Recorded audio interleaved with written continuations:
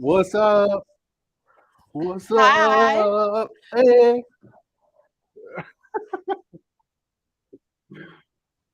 Hey. what's up? What's up, my friends?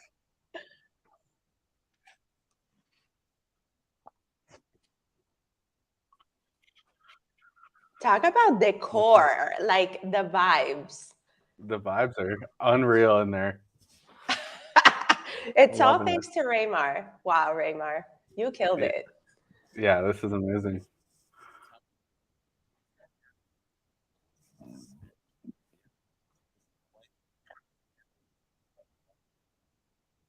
Yeah, so everything started because one of our partiers from the Webflow party, Maria Martins, she said, "Oh my God, I really want to go into all of you guys' creative mind. I want to find out more what goes in there, how you come up with these beautiful designs.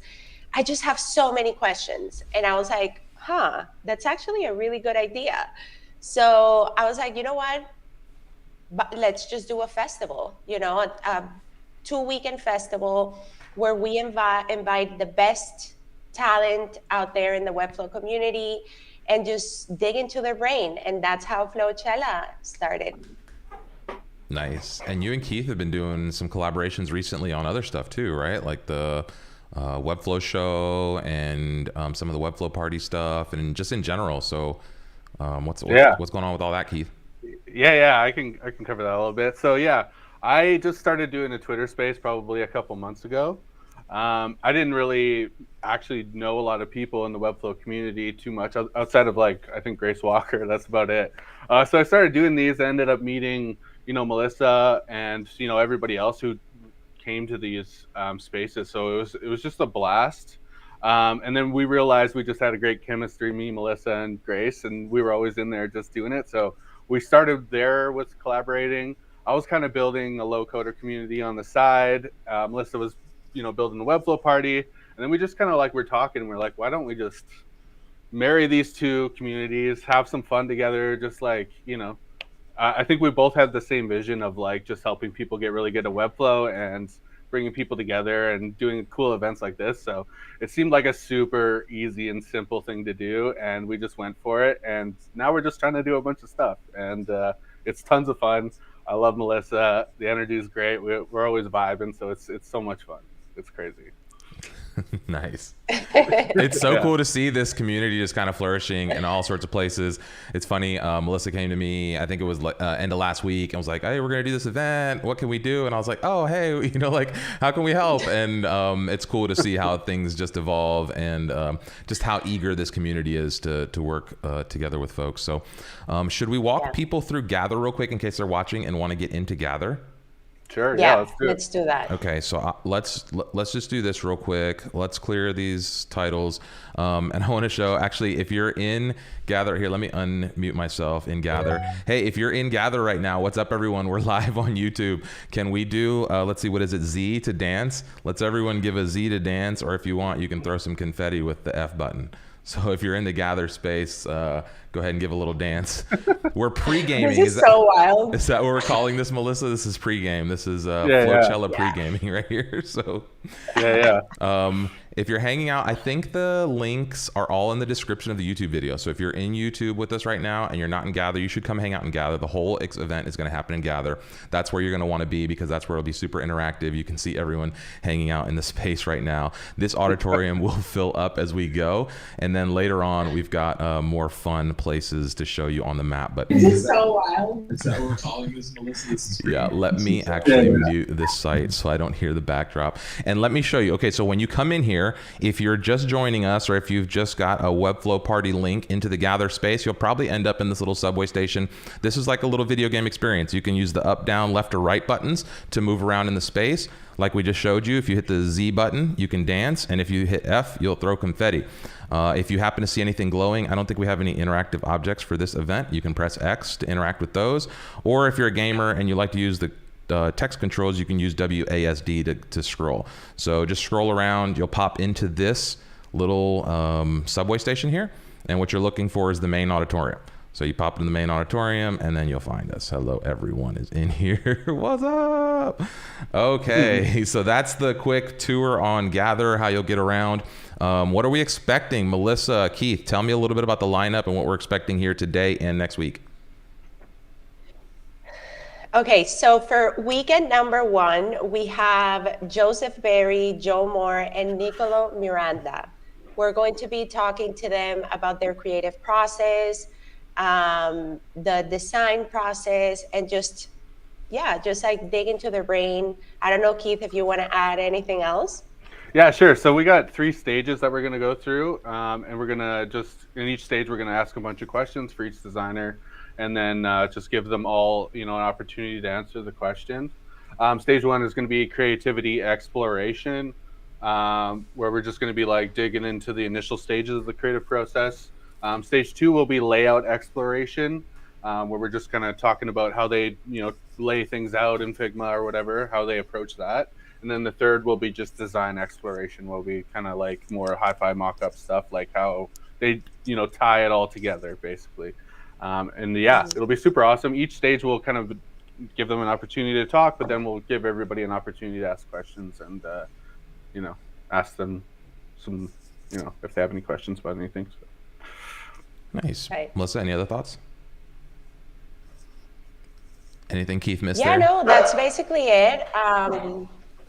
No, I mean, the idea is for the space to be very, very chill, very laid back. Like if you were talking to someone in your living room, to your friend, no judgment, just fun, learning and sharing what we love the most. So I really want the guests to feel just very relaxed and to hang out with us, like they're very big names. So we don't get to do this basically ever unless there's like a really big conference. So, I'm super grateful to them for accepting the invitation to come and for everybody to get the opportunity to sit with them and just ask them questions. Yeah. So that's just what it is, very chill, just like the Webflow parties, just a place to hang out. Nice. And yeah, if you're watching, shout out on YouTube. Let us know you're in the comments here. Pixel Geek is in the house saying there he hi. is. Yeah, what's up?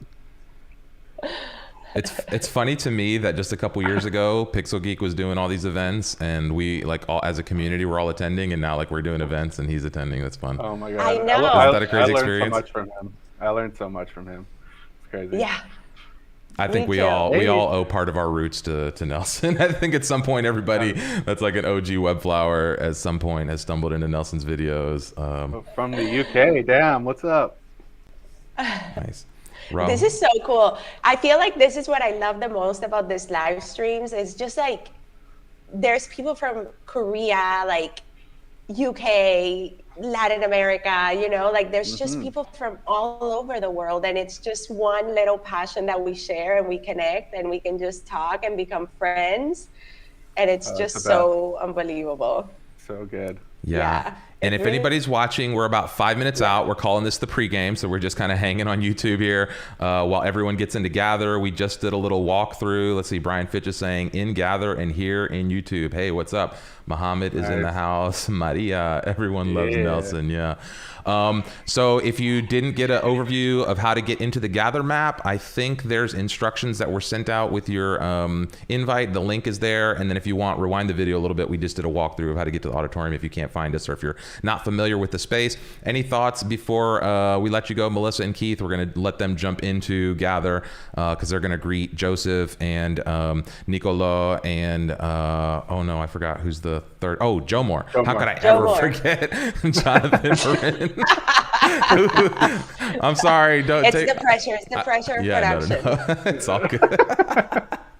Okay. So any final thoughts before you guys jump off and jump into the Gather space? And anybody who's watching, you want to be in Gather. I promise you it's going to be super interactive. It's going to be fun. The YouTube stream is just going to turn into basically a screencast of what's happening in Gather. So you won't miss anything. Just jump into Gather. Melissa, Keith, I'll let y'all wrap it up before you jump out of here. Okay, guys, see you there. Super excited for this. And yeah, let's party. Very excited. Let's go. All right, let's do it. Let's jump right into the Gather screen here. All right, y'all. Okay, bye. All right, see ya.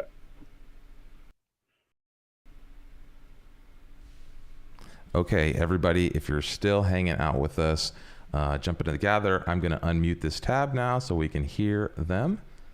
And we should start hearing everything going on in Gather. What's up, guys? Who's there? Hey, Mohammed, can we have you step off the stage, please? And just a reminder that anybody that's on the stage will be broadcasting to the entire room. So please stay off the stage if you are not one of the presenters.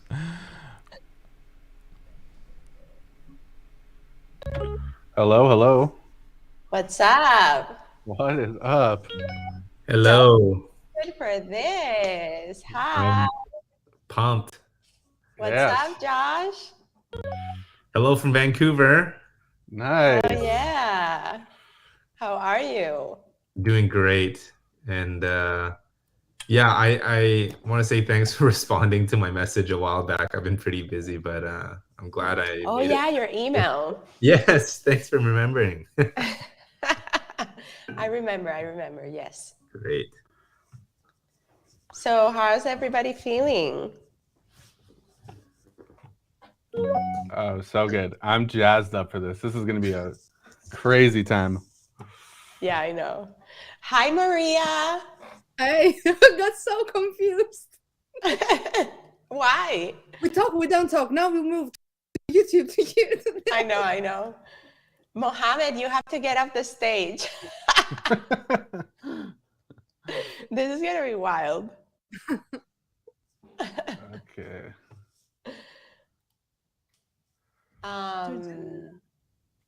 What was I gonna say?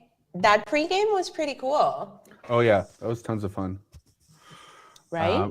Big ups to Finsweet, Raymar, the whole crew for hosting us. This is like fantastic. So cool. Yeah, this is crazy. I know. Raymar really killed it yesterday. He worked so hard on this design for the auditorium and then also for the bar that we're going afterwards, or the club. And he just absolutely killed it. Yeah.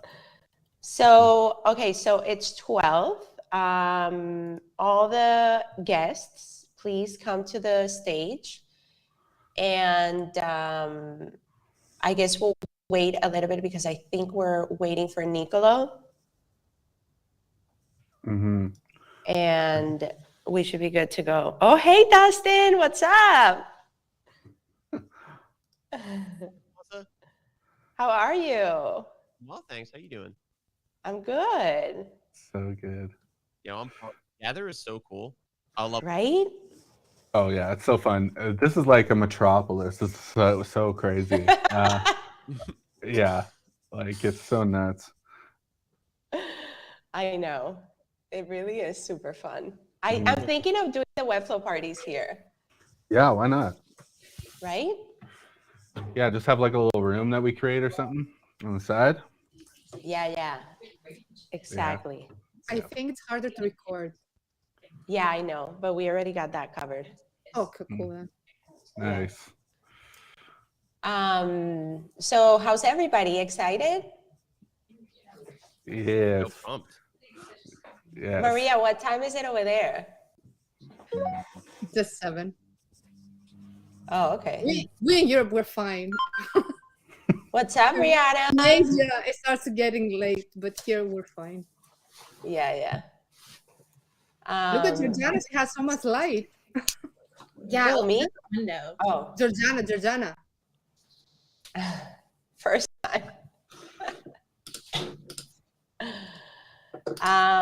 Okay, guys, so we're waiting for Niccolò and just hanging out. So just a little bit about this event. So the idea of this event is for it to be super chill, very laid back, nothing. We have a structure, but the idea is for everybody to just hang out, go into the creative process of our amazing guests, and just talk about design and creativity and the things we love, learn from them, and yeah, just hang out. We'll open after each stage, we'll open the floor for the guests to ask them questions. We'll have like 5 minutes in between each stage or phase of the conversation. And yeah, that's about it. So so I'm gonna need everybody to mute their microphones, please.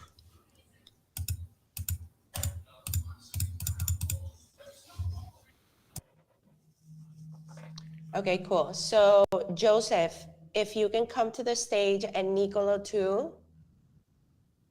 And then that way we can all hear you guys. Nice. And then we can start. These outfits are so good. I love everyone has their own little setup on. Yeah. Yeah, is Niccolò in here? Yeah, I think I saw him here, but I don't know where he is. I don't think he's in the auditorium. Maybe he's lost. And then JoMor is, that is so funny. There's Vlad, not Magdalene.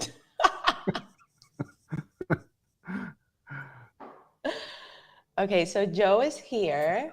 Now we're waiting for Niccolò. Mm-hmm.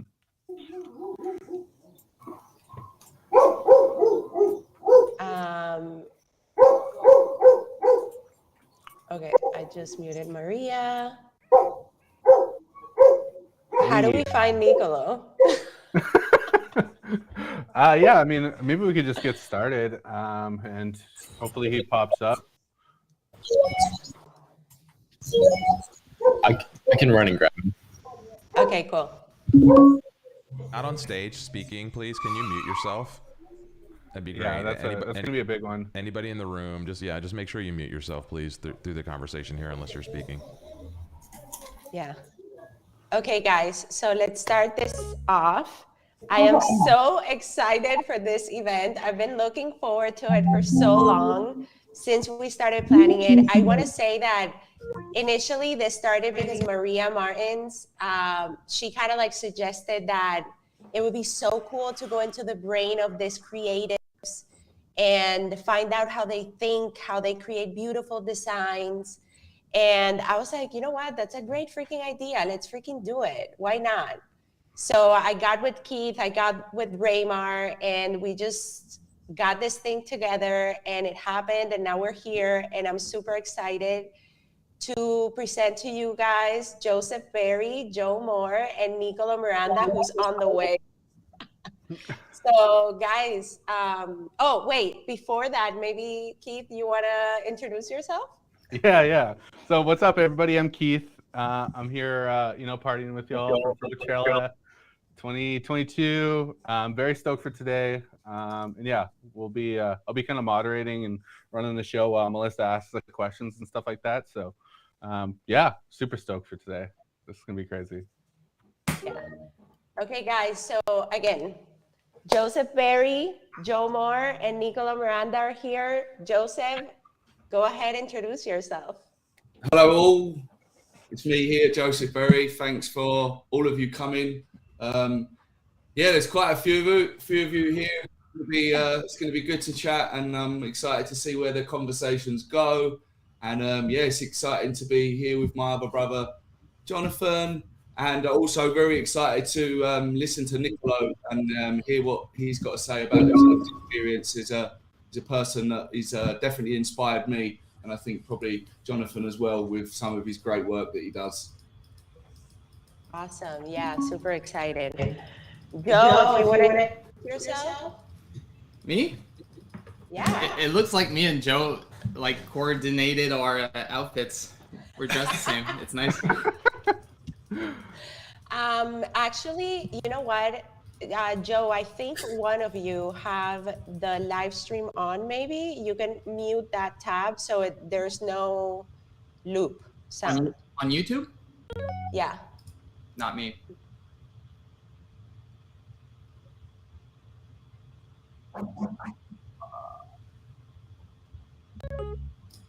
Thank you, Rai Rai. Okay, go ahead. Tell us about yourself, Joe.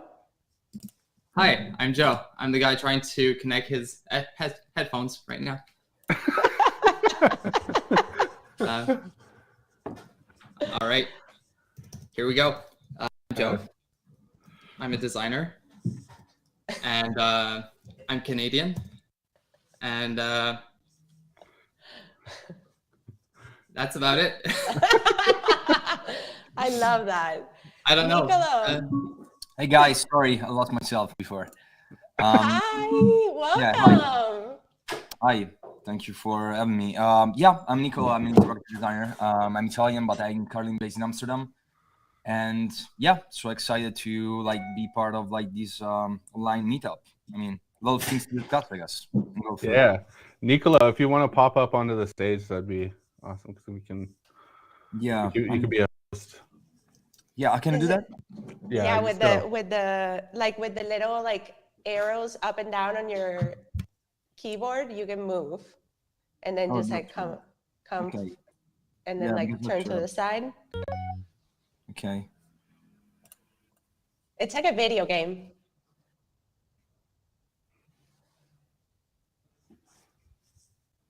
Okay. Nice. We got everybody up here. This is awesome. That's great. Thank you.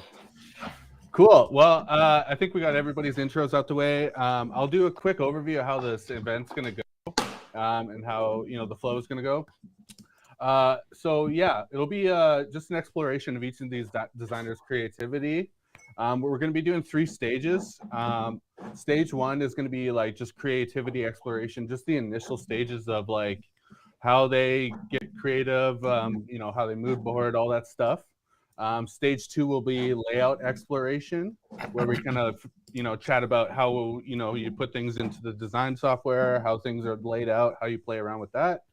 And then stage 3 will just be design exploration. So that'll be more about how we tie it all together, how everything looks at the end of the project, and how we tie all those 3 stages together. So super stoked for this. Throughout each stage, Melissa's probably going to ask a fair bit of questions, and we'll give everybody an opportunity to kind of answer those questions. And then at the end of each stage, we'll give an opportunity to the audience to ask questions. Alongside that, if you have any questions, you can drop them into the chat, and we'll get to them at the end of each stage. And yeah, I think that's it. I'm super excited for this. One thing I think would be really sweet is if we all kind of took a quick selfie right before we get started, just a quick picture of the screen, and then once you do that, post it on Twitter and hashtag Flochella. That'd be super awesome. Yeah, and throw confetti. Ready? Yeah, throw some confetti. 3. 1, 2, 3. Hey. So this sick. Is wild. Thank you guys so much. That was awesome. Okay, cool. So yeah, we'll dig into stage 1. This will just be the initial stages of the developer's process.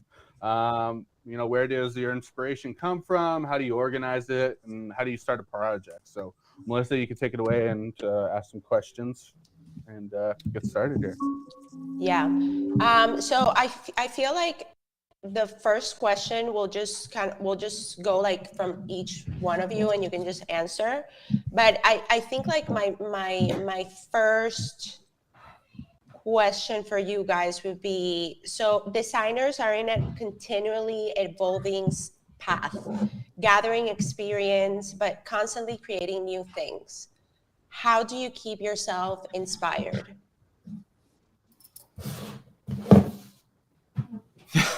Any of you can go. Well, you go first. Okay. I don't mind. Well, first of all, I feel like, and I don't know, I feel like we can't put too much pressure on the inspiration itself. I mean, at the end of the day, it's hard work. Designing, it's not just like coming up with some creative ideas off the top of our head. I don't know. To me, staying inspired is just working hard and trying to push through when you hit roadblocks.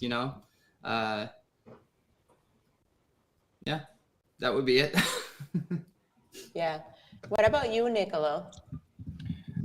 Yeah, that's a good question. I mean, like, I guess that like trying to think outside the box, like taking inspiration from like my first love, that it's actually, architecture, fashion design, photography. It's kind of like curious, but like Web3 and NFT space, like bring me in like in the last months, like new stimulus to life again. Especially like my recently like project with Kanye West, that opened like me new upfronts. And I think it's like a big thing because actually you in Web3 you can explore like visual strategy, marketing, illustration, development, blockchain, metaverse. It's like a lot of things together, and all these things, from my perspective, on my side, brings to me like a lot of like stimulus and new inspiration for new project, because I can like not just thinking outside the box, but I can see outside the box. So yeah. Yeah, I love that. I feel the same way. What about you, Joseph? Yeah, I think there's some points there that Niccolò mentioned, which is kind of following your passions. I think is always a really good place to be. Do things that you like and do things that you enjoy.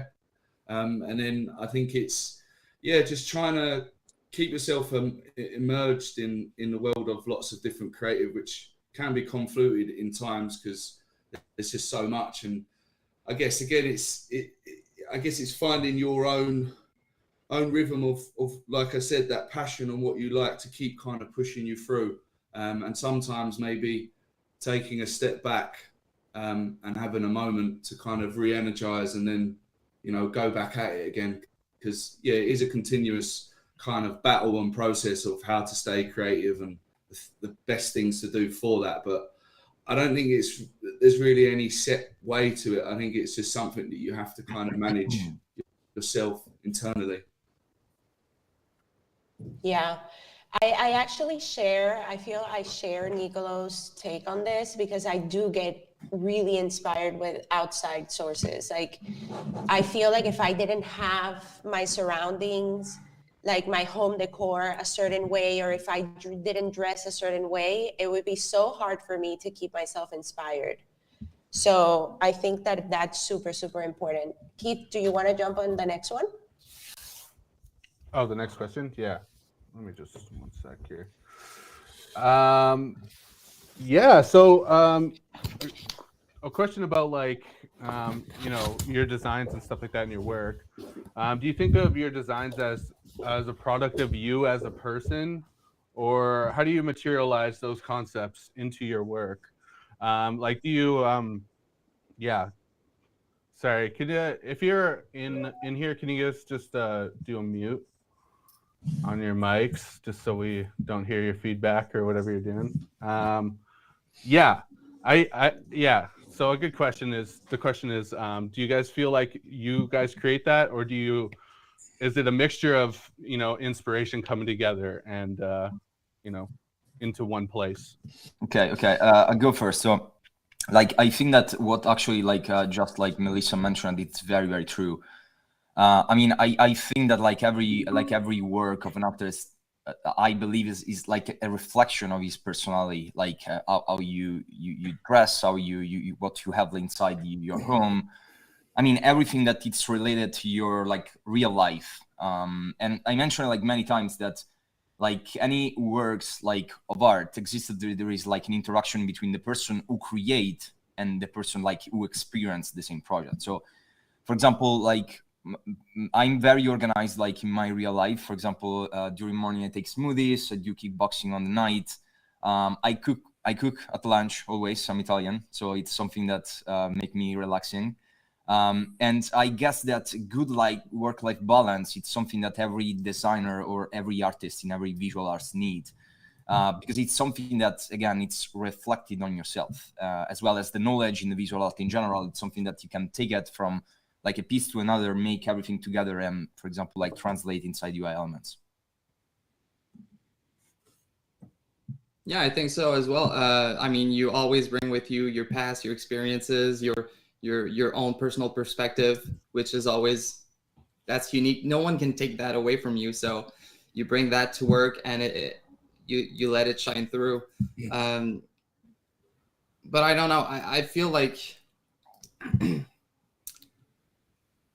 we can't. No, I lost my train of thought. Joe, you go.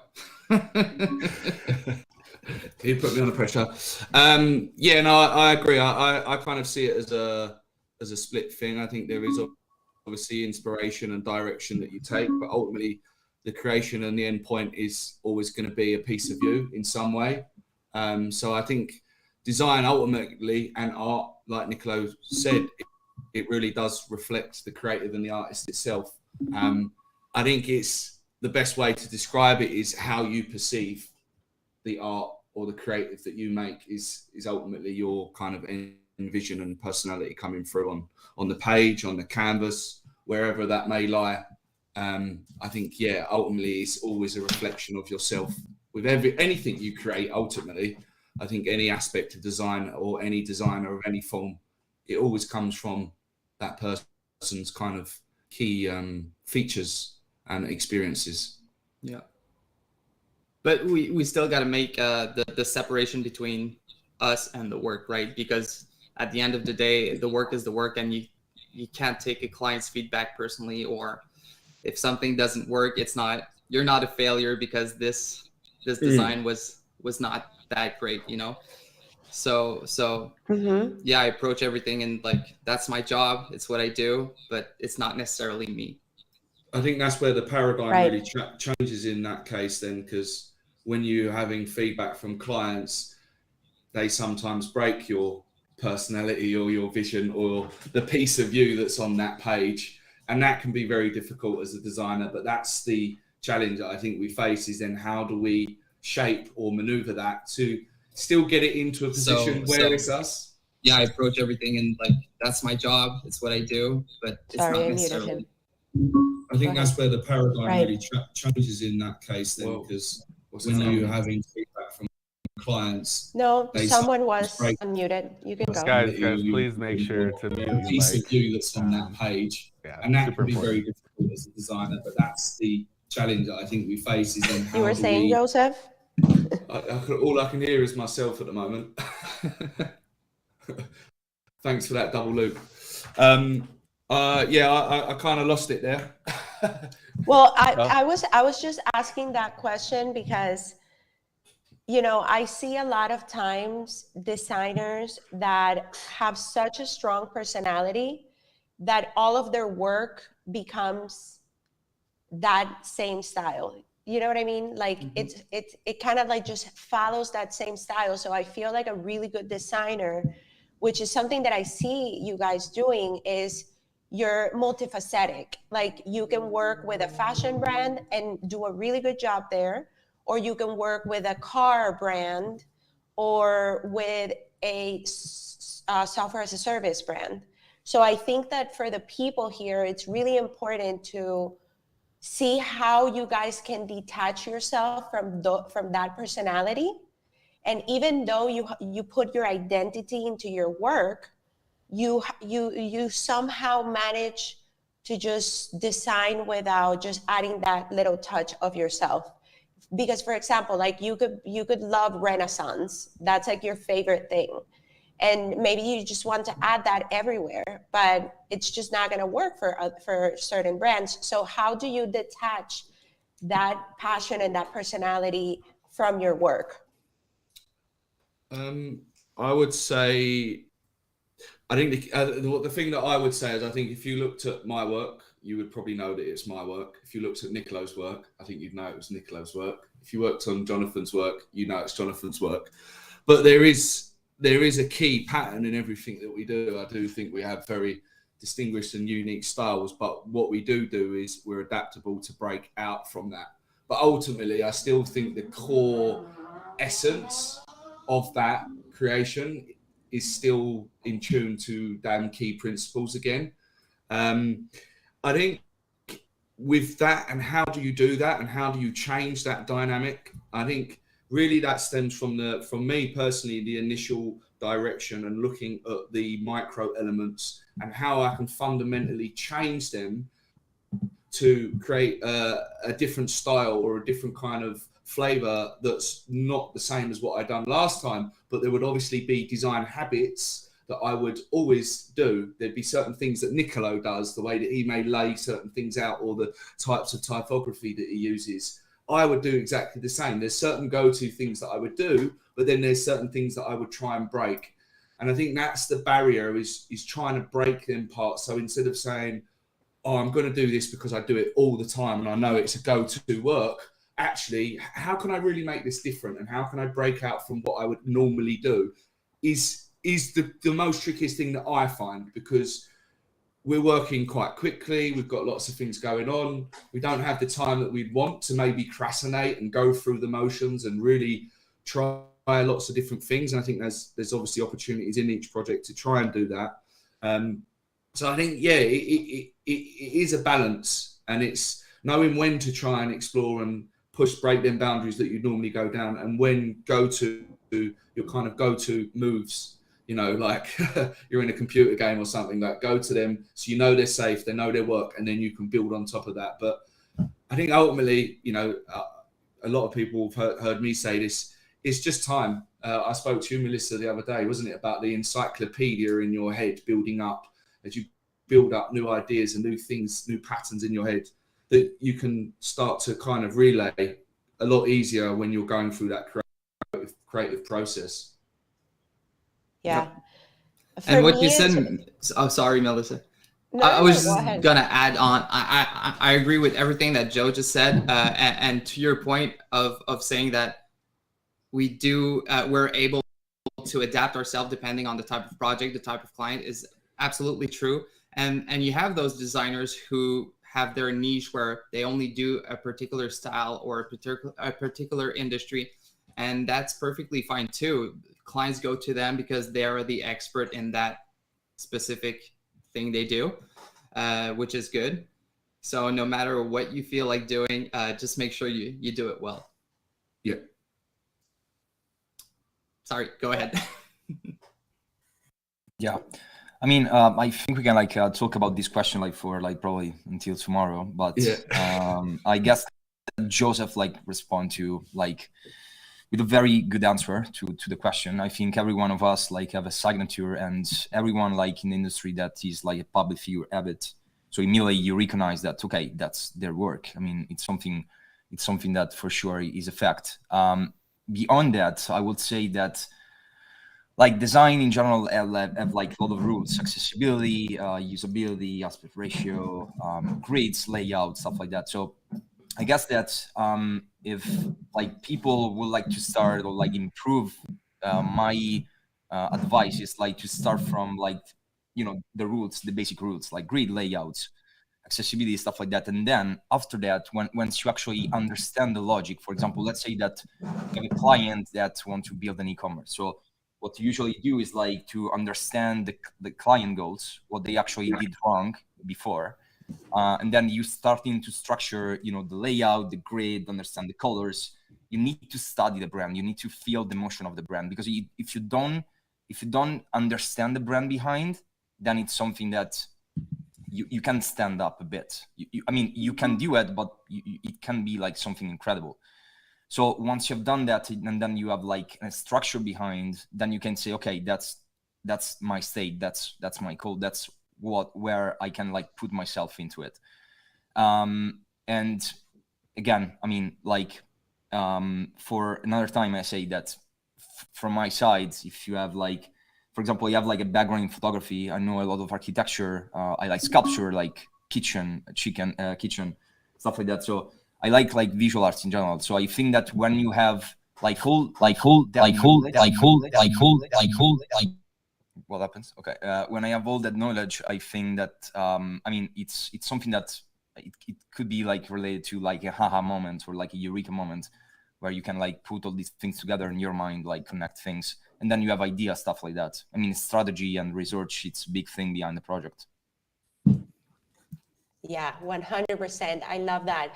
And I love the part of the brand, like studying the brand. It's so important to go through the process of learning about the brand with like an open heart and just really understanding the client, connecting with the person, because without that, you won't really be able to create that connection and really feel the brand. Like design is so much about feeling, or at least for me, that I think that's super important. Okay, let's jump into the second question, or the third question. So oftentimes the viewer is the one who interprets your designs based on their own experiences. So how do you ensure your work feels universal and not a representation of your personality? So it's a little bit of what we just spoke, but from the point of view of like whoever's viewing your design, how do you ensure that that's just something universal?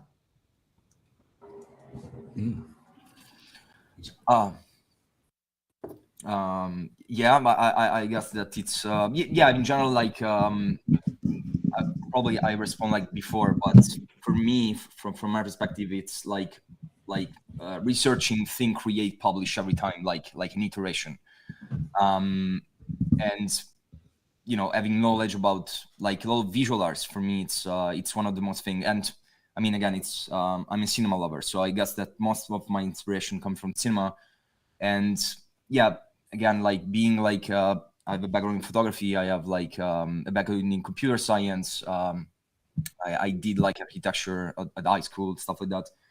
So I guess that during time and through time and starting like to be an observer and understand what it's good and what's not, and like having like kind of like rules and knowledge about, you know, rules in design and development. I guess that's I mix both things together to trying to, you know, make the world a better place. Yeah, I think it's finding the best solution for the specific project or that client's audience, because you can't be everything to everyone. Of course, you're gonna alienate some people, that's for sure. It's just you have a target. What's the target? What's the best way to get to that destination? So at the end of the day, I mean, it's design. It's not just we're not just expressing ourselves. We're trying to come up with a solution to a problem. And yeah, there's also the basic foundations of humans, how psychology work and how we utilize a website and stuff like that. So it's relying on, Joe was talking earlier about our what did you say? What we have, our experience, basically, knowing what's going to work, what's not going to work, and utilizing them to really what fits the client best, you know? Yeah, I agree with everything that's said. I think for me, the way that I would approach any brand and contact and how I would see the vision of that coming to life, I think as designers, we have something which I believe in, which is called a gut instinct. And I think that's always something to kind of go on. I think, again, over time, when you work across lots of different brands, you understand the different types of markets and audience that you're trying to attract. And like you guys said, you know, design is subjective. You're not going to please everyone. And I think that you're always going to have them kind of objections to what you do and how you do it. But I think, yeah, it's understanding that and going with that gut instinct. And I think, again, the knowledge of understanding how to tackle different brands is something that you have to experience. You have to do it over a number of times, that you start to really analyze brands in a different way, taking in the information, taking in the directions, having a look at competitor analysis and looking at competitor reviews and seeing what other people are doing in that space also could be a helpful driver. But, you know, a lot of the stuff that I feel like I do, sometimes I can, you know, get a good initiation of the brand and I feel like, yeah, I know the direction that I would like to take this in. Nice. Yeah, I'd like to switch gears a little bit. I'd like to dig into some practical stuff. Like, you got your goalposts, you got your brand, kind of, you understand what direction you're trying to go and what the goals are for the client. You got a blank Figma though, like your blank file. Like, what does that look like for you guys? Like, how do you play around? Like, what's that exploration of just, I don't know, where do you start in your design? Yeah, love to hear about that. By the way, Niccolò, I just finished your course and your mood boarding and your wireframing is so mind-blowing. Like, I absolutely loved it, and I'm never going back to doing it how I used to do it. Thank So- you, Melissa. But I actually I'm ashamed a little bit because right now it's like 10 times that of the course.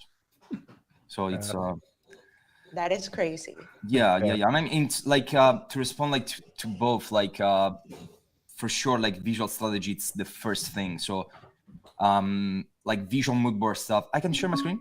No, I guess. I think you can. Yeah. Yeah, there's a button down the bottom next to the camera and microphone. Okay. Oh, yeah. Computer screen. Yeah. So that's usually like to respond to you, Keith, is it's this one. So basically like starting like from like these kind of like mood boards where I do like an advanced mood board where I put basically like you know, I gather all ideas about like visual identity, storyboard design, stuff like that, and I also like provide to like clients like the UX pillars and basically like the attributes of things. So here they can view like diagram flows, they can see description, they can see like GIFs to animate the things. And I also like put sometimes like the development effort or like the usability itself with like some stars.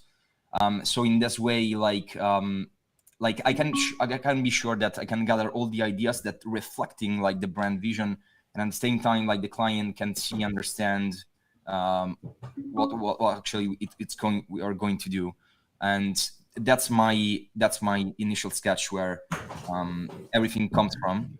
And I think, and for me, the brainstorming phase and the research phase, it's not just not the key value. It's everything for the project, because it's from there that you actually seeing how much the project it's big and how can become big and incredible. And I realized like over time that basically if you actually start from like something that you don't really take care about it and you don't like it, it's something that it will be reflected at the end and users and client can see it.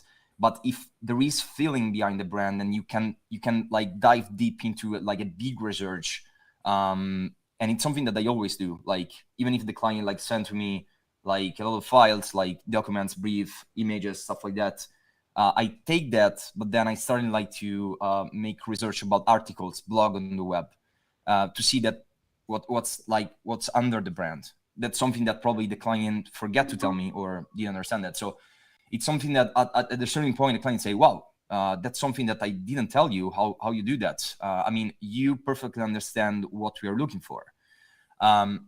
So that's how the process it should be, and that's how like I guess that's great project coming from.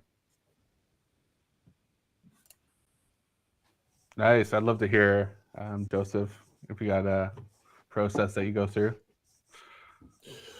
I mean, yeah, from what Niccolò's just shown, yeah, that's obviously a really, really high level mood boarding exercise that he goes through. It actually looks like a piece of design, but again, that just shows you the attention to detail that goes into it. And I think there's actually a really good point to highlight. Just looking at Niccolò's board is similar to what I do, obviously not in the same level. I'd be really interested to dig into that a little bit more because it did look really, really good. But I think what Niccolò's done is when he's breaking his ideas down, he's really trying to do it in a granular level so he can show the different aspects and elements to the client so they really understand where that vision can go. And I think, as Niccolò said, it is really a key part in the process to really understand the kind of options and routes and directions that you can go in. But it's also where you actually, the opportunity of selling in your ideas and selling in your vision. But yeah, I would go through a similar process where I would start to break down kind of key directions. I would put them in mood boards. I would start to look at different elements. So again, breaking down, different typography uses, maybe different color palettes, looking at key pieces of visuals. It could be websites. It could be anything like Niccolò said, it could be art. It could be 3D models. It could be anything that has a certain tone or direction that I feel can really mimic the brand in a really nice way.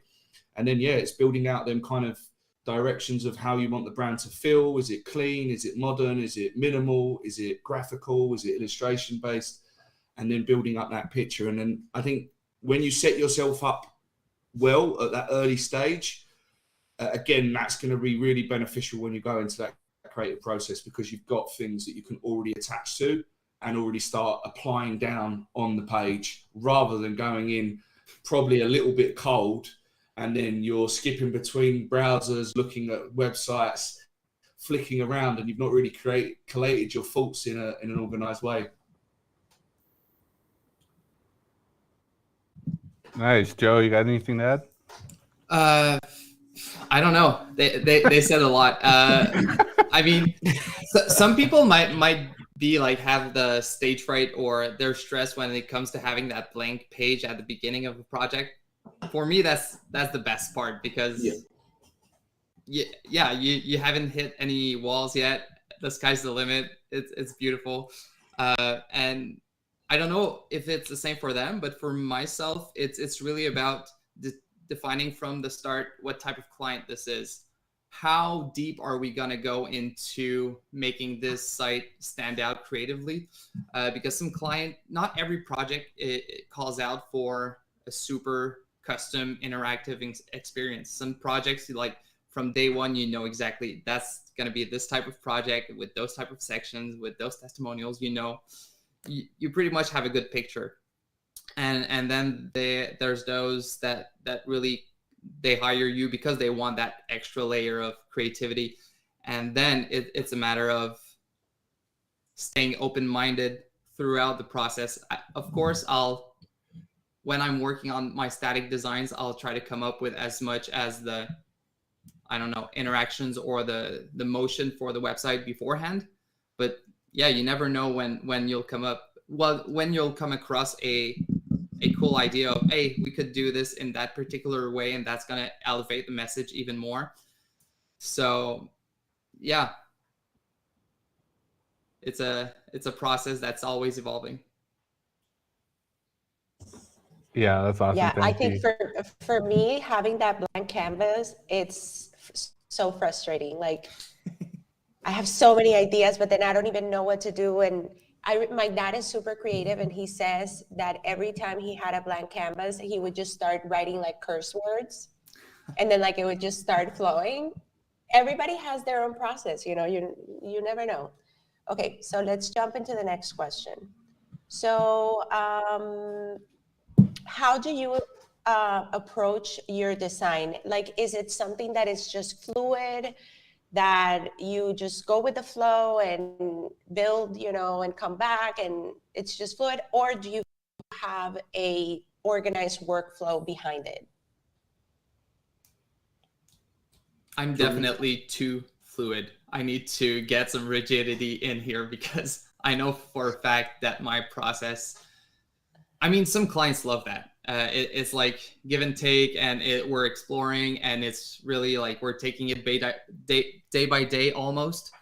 But there's some clients that need like a more specific timeline and milestones and stuff like that. So I'm a bit too much on the the former. Maybe I need to tighten things up a bit.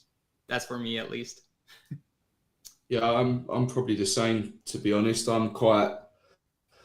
I have a kind of a strict process I work to, but I feel like in that phase, and I always see the project as, I think all of us, all three of us, we all do design and build. So I think there's an extra level of things happening in the mind, I always feel like, as I'm designing. But then as I start building, like you said, even in design, when you're exploring ideas, you know, things just pop up and you're like, oh, actually, I might change my mind on something. Or when you get into the build process and you're actually them ideas again, that can change. Yeah, I do think having a good process will help. I think just from a client perspective, I think for me, it's always making sure that they understand clear kind of goals and process, however you do your process, but making sure that they understand each phase and kind of getting them to commit on signing off on certain things and just being transparent up front. Because I think when you kind of blur that a little bit too much, you know, there is that creative process that is a bit kind of through all of the phases, but, you know, just making sure that they know this is when designs are signed off, this is when we're going into build, this is when this is going to happen. And I think that will save you a lot of issues. But yeah, I think it's loose but kind of regimented in some way. Niccolò is probably going to be super regimented. That's true. Yeah. That's true. No, yeah, I mean, I agree with with both of you.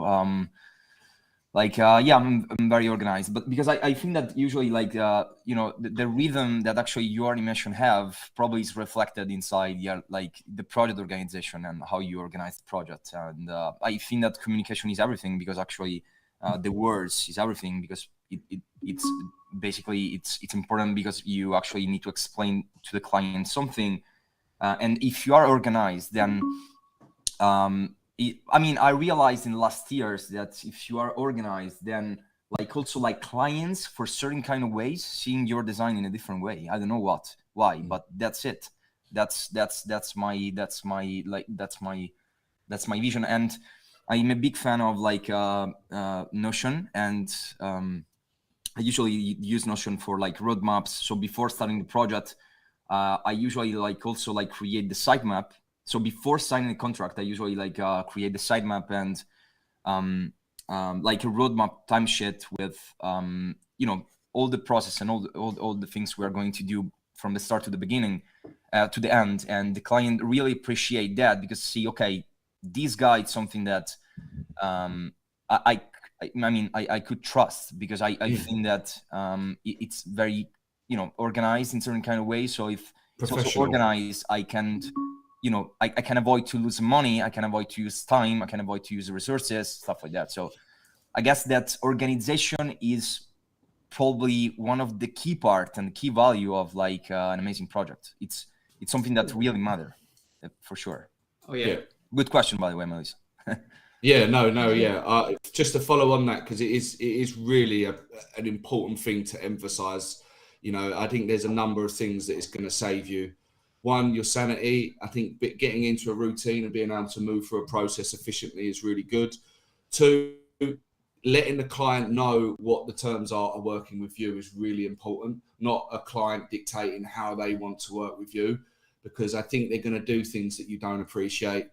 Maybe not giving feedback consolidated, or they don't understand how many rounds of reviews they've got. These small little details can really, really affect a project. So yeah, keeping on top of that, and being as organized as you can. I know it's some people like Niccolò is very organized. I'm organized to a sense. Joe is organized to a sense, but we're a little bit loose maybe around the edges. There's probably things that we could definitely improve on. But I think it is really important that you kind of lay out that roadmap, and exactly the steps that you're going through to get to the results that you want ultimately. And I know it's personal when I say I need a better structure, but I have yet to find a tool that's Niccolò, you mentioned Notion. I have yet to find a tool that serves my need, because apparently I can't find a tool that I like working with.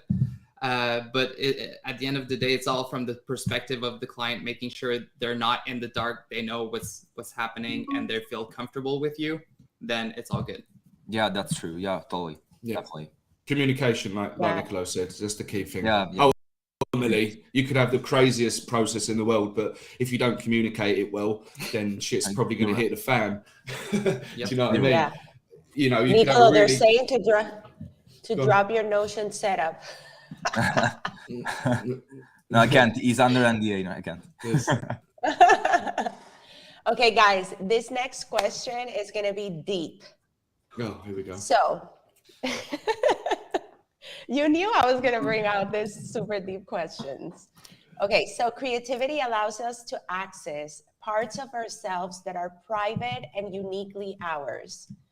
Do you make use of these feelings to create designs that feel unique and original? And if so, how do you leverage these feelings to create even better designs?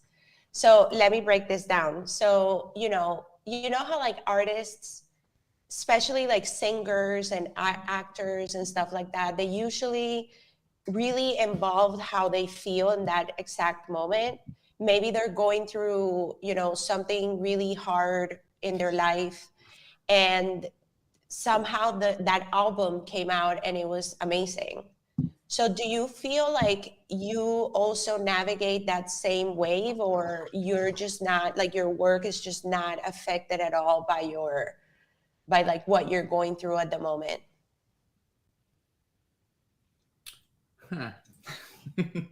Yeah, I was about to say the same. I mean, I don't know for you guys, but me, I personally, I try to detach the two. As in, at the end of the day, it's work. I come in, I work hard, and it's, even if you don't feel like it, you have to put in the work. Maybe it doesn't reflect in the project itself and how it's designed, how it feels, all that, but it drives me to be a better designer, if that means anything to you guys. Like, you want, of course, to keep improving yourself and better yourself project after project. So it's not necessarily on the design itself, but me as a professional, like, if you're not driven, you can't improve. So you need to, yeah, always try to push the boundaries. Sorry? I said, pull your finger out.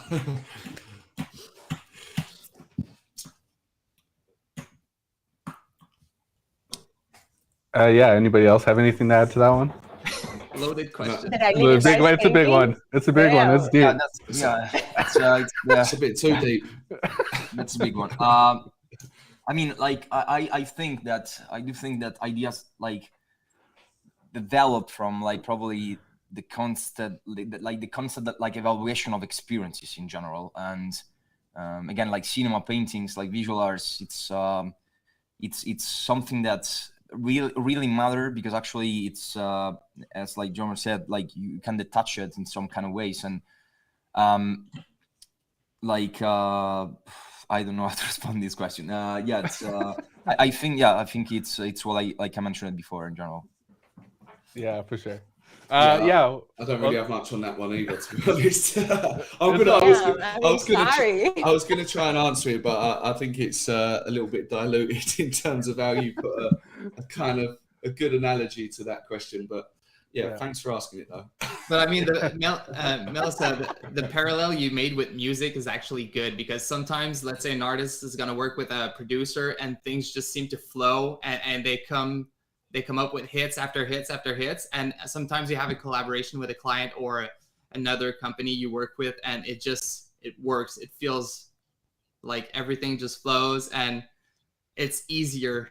You just feel like the ideas, and there's a progression that just feels, natural.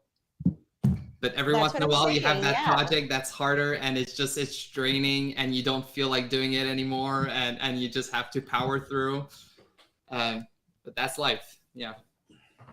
Yeah, I mean, sometimes you just don't feel like working on something because maybe your mood is just not there. But somehow, like, you kind of find that escape in your work. You know what I mean? That's what I'm trying to say. Yeah. So it happens to me, so I thought for you guys too. Sorry. Well, if you're a bus driver and if your job is to drive the bus, then you clock in the morning and you drive the bus, and that's it. You don't have a say in it. You just have to do the job. Yeah, totally. I agree. Well, yeah. How about we switch gears and just open the floor up for questions, and then we'll dig into the next stage. I think we've been digging into the creative process for a bit, but if anybody has any questions, feel free to just unmute. Hopefully, we don't get too much chaos. But if you also have a question, feel free to drop it in the chat, and we'll ask the guys as well. Yeah, and there's also YouTube. So you guys on YouTube, you can also ask questions there, and we can relay them here. Oh, can we? How do we pull those up? I have it pulled up. Oh, nice. Okay, cool. Yeah, anybody got any questions for the guys? I guess I'll put my hand up. Sure. Go ahead. Hey, everybody. My name is Dustin. I loved everything you guys have talked about so far. Really cool that everything's you guys put all this together. Real masterminds here. I want to go back to something that I heard a little earlier about making sure that your design is uniform, and not uniform, but you're able to recognize it. And Niccolò, I think you mentioned starting with goals and then building a structure that meets those goals, and then it opens up freedom for you to put your spin on it. So how do you get down to the goals with clients? I feel like sometimes in my client relationships, I'm a little off, or I think I interpret something. Do you think you could give some tips on how to really drill down into goals for clients that they themselves may not be able to articulate? Yep, I have a tip for you. So what you can do is actually, so it's really important like to define goals, because actually you need to understand. So again, let's say that the client comes to you like to build like an e-commerce, and in that way you can say, okay, I need to like solve a problem. I need to do something more than they actually have. So first, you need to feel the brand. You need to you need to understand like the brand, like the backbone of the brand first. But what can help you, it's for sure like kind of like a survey. So if you like, for example, like you can prepare a survey, it says, okay, what's the goal, what you expect to do from the project, what's what color you like random question. From that questions, you can like try to understand what's like the direction of the client, so what the clients want. And from there you can say, okay, that's my goal, that's my stage, okay, I can propose to you this, what do you think? But what you actually propose and what you studied is because you actually understand like a bit what the clients want through your questions. Because I am client, say, okay, hey, Dustin, I want to do like an interactive website with like some animation, cool colors, grid layouts. I want like to have like cool presentation, but then you don't really understand what the client wants. So I guess that like kind of like a survey, for example, like in Google survey, can help you. Yeah, I think that's a really good place to start. I'd probably just emphasize on that as well, and that's the key thing that they always say is just listen to your client first, and asking the right questions is obviously going to really help. Another simple way could be before thinking what the client wants, get them to show you what they think they want as well, is another really easy, simple thing. Like, just show me some references. Where's your head at? Where's your vision at? Again, the questionnaire is a really good idea. It could be like, maybe you do a small brainstorming session where you map out some key words, key defining words about the brand, like powerful, impactful, bold, illustration, these kind of small little indicators, like, oh, I like illustration over photography. Oh, I like bold instead of soft. They're just going to give you some small parameters to work with. Okay, so they want bold. Oh, I'm going to look for a really nice, bold, chunky font. Or I'm going to pick a really like punchy color to push through. Again, that will just give you a better understanding. And just when you're on them initial calls, I think you need to get into the mindset. Yes, you are trying to obviously close the deal, sell the deal, but also you need to just let the client explain and talk, and then analyze that and use your best knowledge to come back with kind of good analogies of what they're expecting and what you think they're expecting. And that's a couple of ways that I would approach it in that sense. Nice. Joe, anything to add? Yeah, if I could add, maybe Dustin, you'll find some value in this.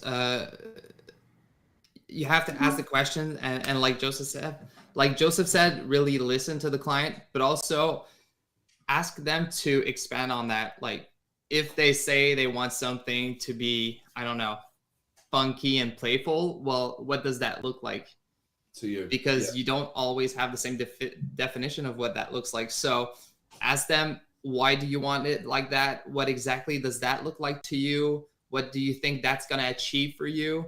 And asking those questions and reiterating it to them to make sure you're both on the same page and you have the same vision, that is crucial. Because if you don't define it like really well from the start, you might have to like backpedal a few steps down the line. It's what I would call the classic case of a junior designer not asking a question.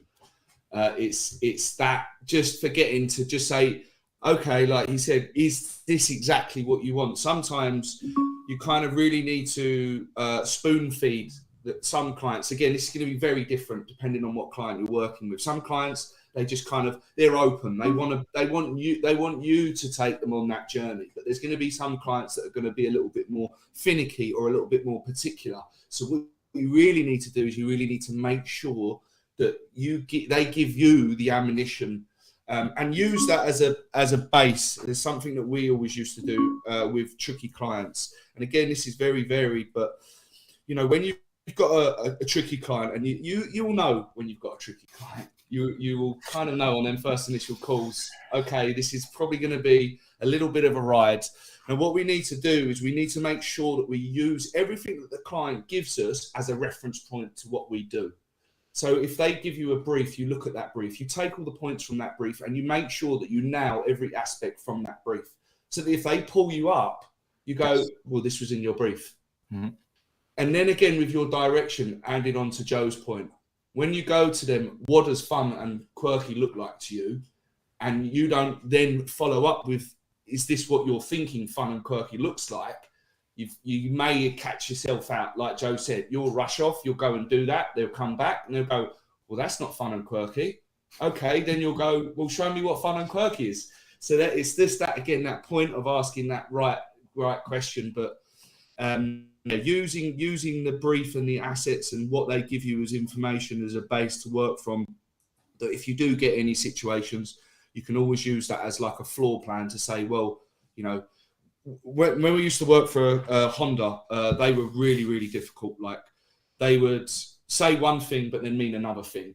And we would go away and we'd come back and they would start, oh, you didn't do this, and start pulling things up. So we would go into Figma, and the way that we would map things out is we would do the design. We would actually pull aspects from the brief and put it next to each section. So for instance, it's a new landing page and they want something that demonstrates how the space in the car looks. They want something that demonstrates the EV system. They want something that demonstrates X, Y, and Z. And we literally just went through and like spoon-fed every single part of that on the brief, and then provided options, references, and other compare analysis. So it really showed that full process, and also showed that you understood them initial points so that they can't really wiggle out of it. I love that. Thanks, guys. It seemed very, very client focused, right?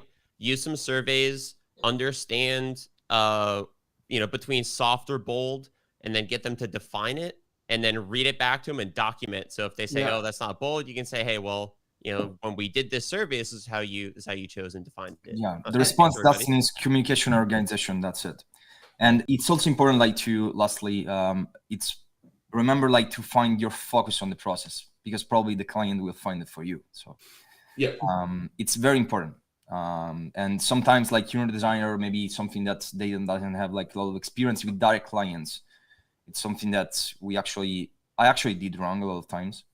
So from there, I understand. So experience is everything, but again, like try to find like your focus on the process, because that process will reflect what you are, and the client will feel that. So it's very. And I think that process ultimately, especially in your earlier days, and like Niccolò said, not actually interacting with clients, that is a whole nother hurdle in itself. And I think having a process is going to help you because you're going to be able to stick to that.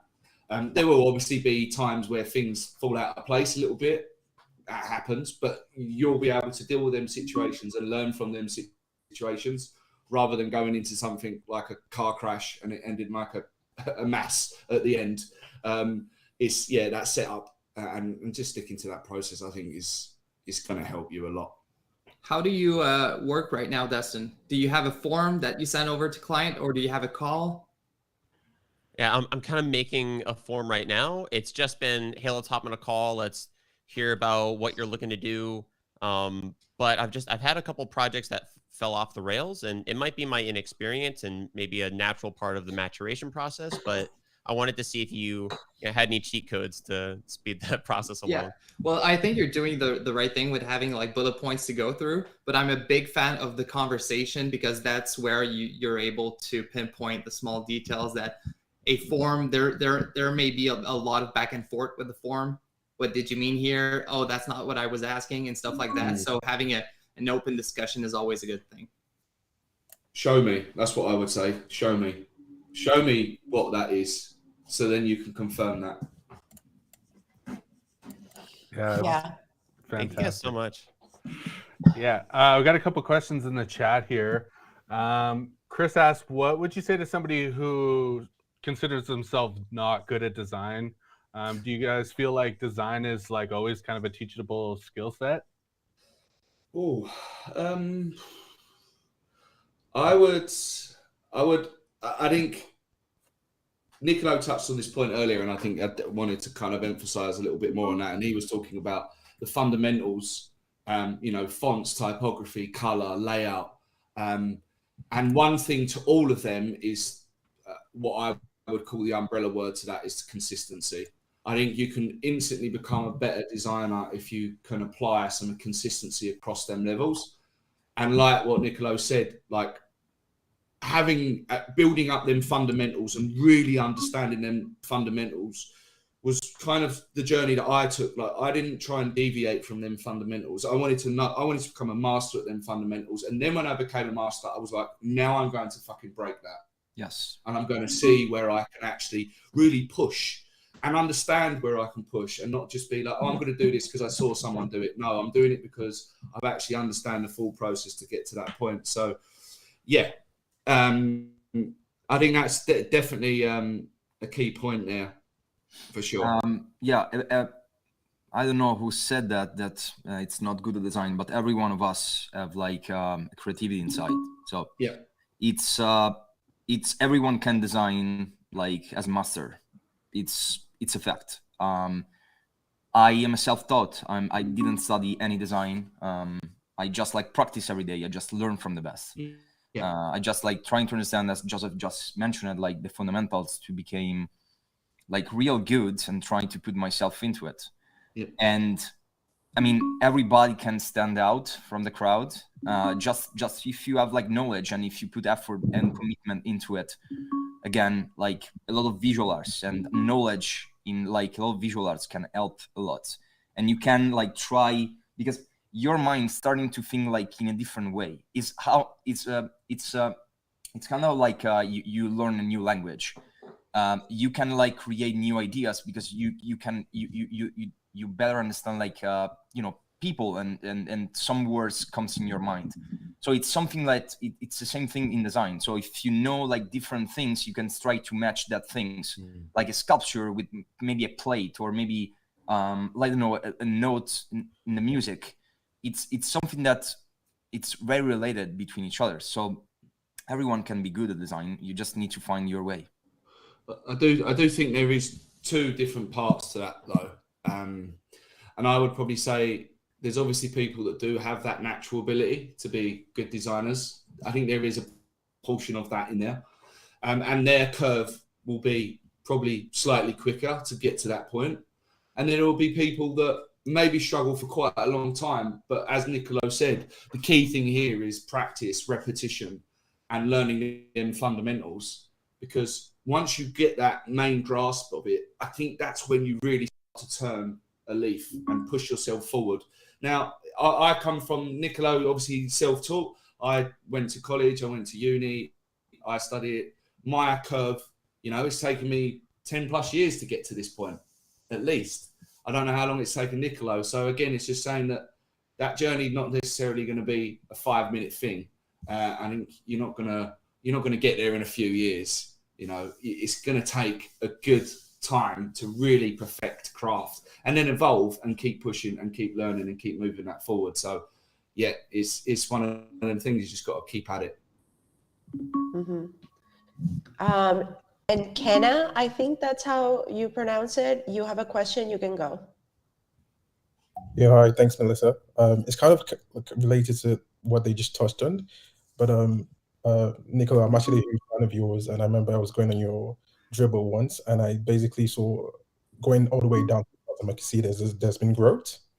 So my question is really tied into that growth aspect of things, especially from a technical angle, especially because you design and develop at the same time. Could you like share some ideas of how you basically like grown and how you keep growing every single day, especially like from a development angle where you have to learn different technical things, animations, and different tools to basically be able to deliver on a certain client's project. So could you share ideas on like how you grow based on like design as well as development, and somewhat highs and lows, and just share some kind of personal experiences as well. I would really appreciate that. Thanks. Yeah, sure. I guess that there's no like direct like answer to it, but my advice is like stay curious, think, create, publish at the same time, like iterate, because actually if you think, then you create to practice, and then you publish to get feedback, and then you can restart the process. So that's like the first thing. Communication is everything, as I said, but in terms of like design and development, it's kind of like curious and like kind of strange, but if we are talking about like, for example, like WebGL, and like if you're talking about like 3JS and stuff, one of the important things and to have like a good vocabulary, because if you know a good vocabulary, you can also like starting to, so as we said, like research is everything. So let's say that you suddenly like to learn Blender and Cinema 4D, and in that tool you can understand, for example, how to understand like shaders, displacement map, fractal noise. Everyone that concerned 3D in After Effects, Cinema 4D, or Blender is also reflected inside 3JS and WebGL for certain kind of ways, not always, but it's kind of true.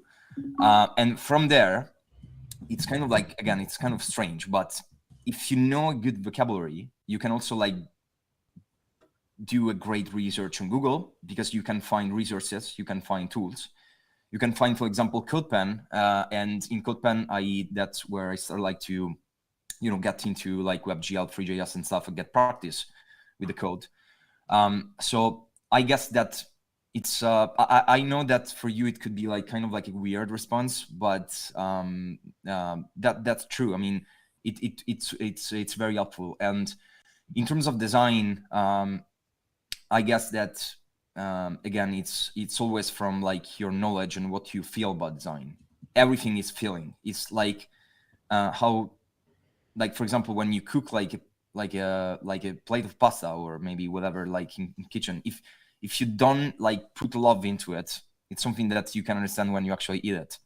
So it's something that it's the same thing on design. And in terms of animation, my tip is like to trying to not like thinking outside the box. For example, like for example, iAnime is a great source of inspiration from Miyazaki, for example. And if you need to understand better like animation and stuff, I can advise you like to put some like to record some videos about the animation you like from a website you see, or whatever you'd like more, and then try to understand like the easing, the interpolation, the timing, like try to feel the rhythm. Because if you try to feel the rhythm, you can also like understand that you can replicate the rhythm. So it's everything inside details. You need to get into it.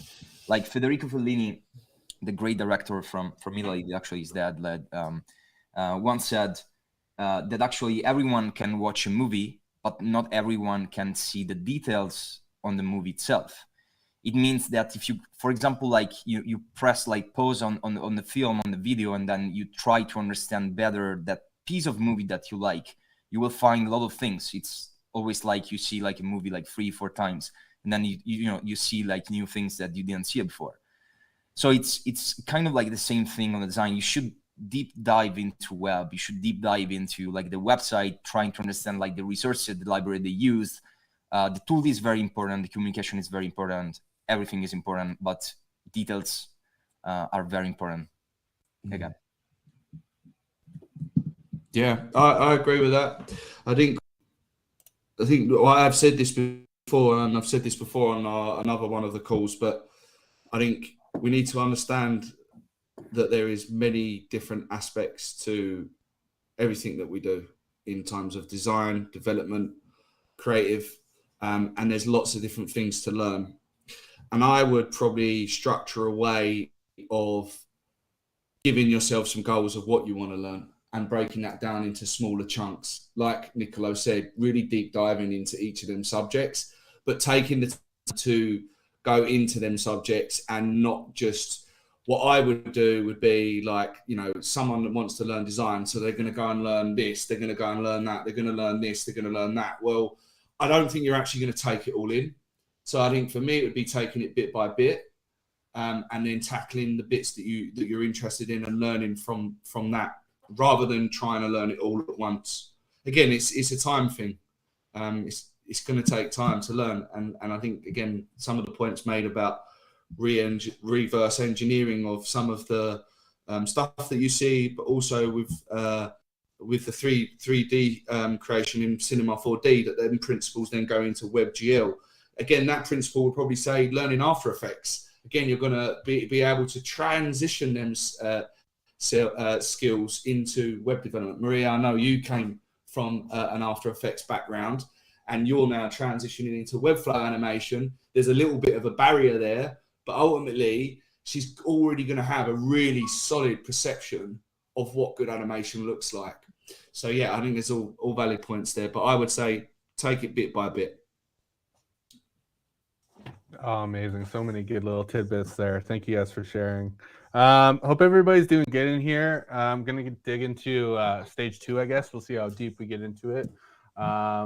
But yeah, stage 2, I'd love to dig into like layout, exploring like how you guys do it, because you guys all do it very creatively, and it's always impressive whenever we see any of you guys' work. So yeah, Melissa, maybe if you want to dig into the first question.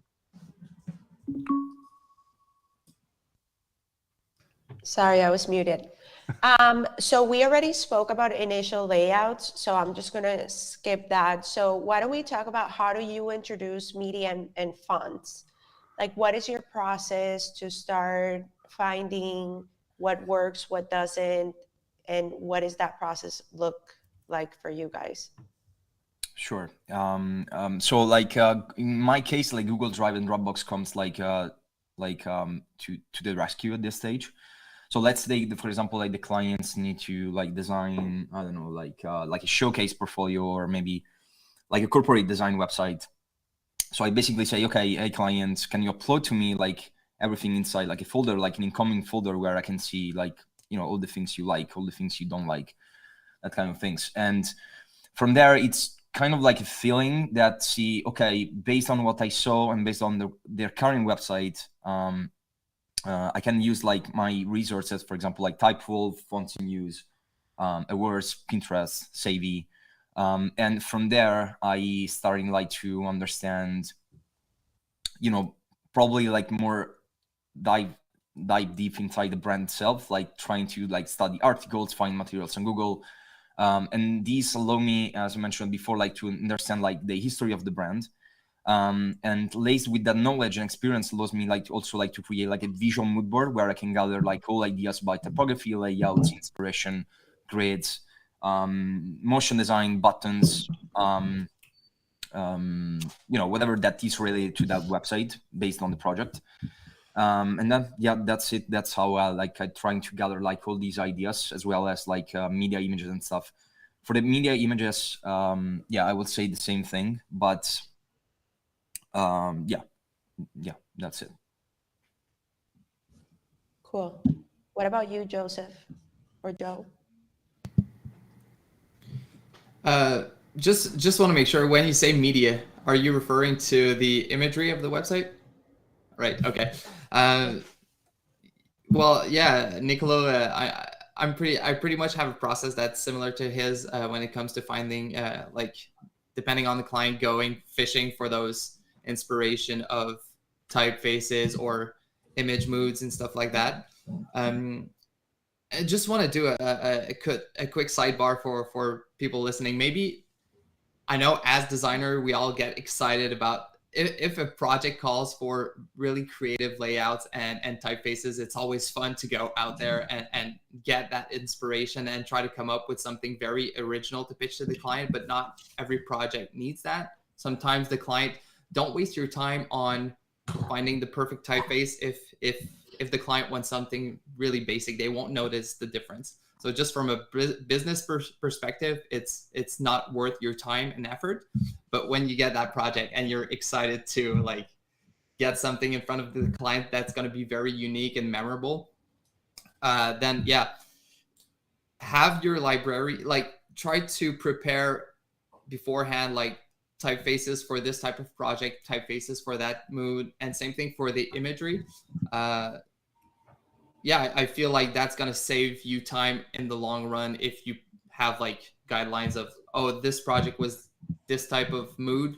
Well, we're trying to do a similar thing here with this project, so might as well just propose some of those typefaces to the client, because I'm pretty sure that's gonna hit. Joe, what about you? Yeah, I'm like, yeah, I'd love to do that, but I don't. I like, yeah, I probably approach every project with a completely fresh perspective on it. But I think what I would probably then fall into is some go-tos. So for instance, yeah, in my mind, I would have, oh, I know that this works really well for this kind of thing, or I know that this works really well for this kind of thing, but I probably wouldn't document it down so much. I think, yeah, I think in terms of evaluating on some of the layout stuff and how do you explore that further, I think I used to have a really bad habit where I would kind of like refine on top of one design and keep like tweaking and changing and playing around. And then I would be like, shit, what was that variation that I did like 6 million changes ago? And I'm like, oh, how did oh no, I forgot.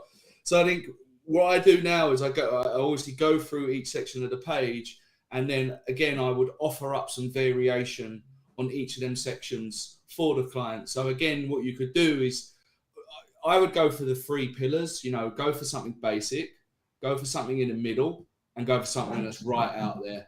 And I think, again, that's a good way to offer up variation for the client so that they can see that there's a little bit of unique in the different variations that you've given.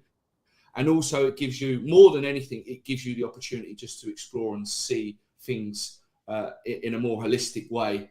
Because I think when you tunnel in and you're just kind of working through one page and you're not trying to break out of that flow, and I know that sounds really silly, but sometimes when you're in that flow, breaking out of that flow just to go, actually, is what I'm doing really that good, or am I just hyping my own shit kind of thing? Because you know you do get in that vibe where you're like, yeah, this is really good, and then actually you come back to it and you think, no, it's not that good.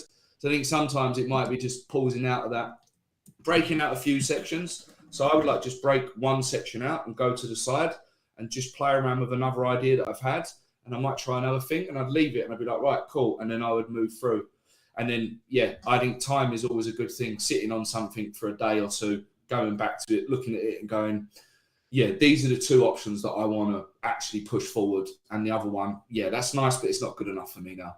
And going through it in a little bit more of a methodical way. Because again, I think that excitement as well, when you're in a new project, you're like, oh, yeah, and you want to kind of do things and and it's like, it's all kind of happening, but I get very carried away. I was saying to Melissa the other day, I believe there's 2 types of designers, and they still arc in this same position, right? They go in this, it's like a circle like this. So the first set of designer for me is someone that doesn't do a lot of initial digging. So someone like Niccolò, someone who's going to spend lots of time going through all the different possibilities, all the different kind of internal things, and then he gets to the decision. Where I'm more of a person where I will look at something and I will automatically kind of do a little bit of that, but I'll be really confident in where I want to go with that. But ultimately, we'll get to the same point in some sort of same fashion. I think that's understanding what you are. Are you someone that likes to spend that time in that initial process, or are you someone that's confident in being able to apply that straight down? And then as you're going through that process, you probably question the decisions that you're making. And I think, yeah, there's just two ways that I see creatives and the way that they get to an end point. Nice. Yeah, that's awesome. I was hear about how you guys approach like animations and interactions.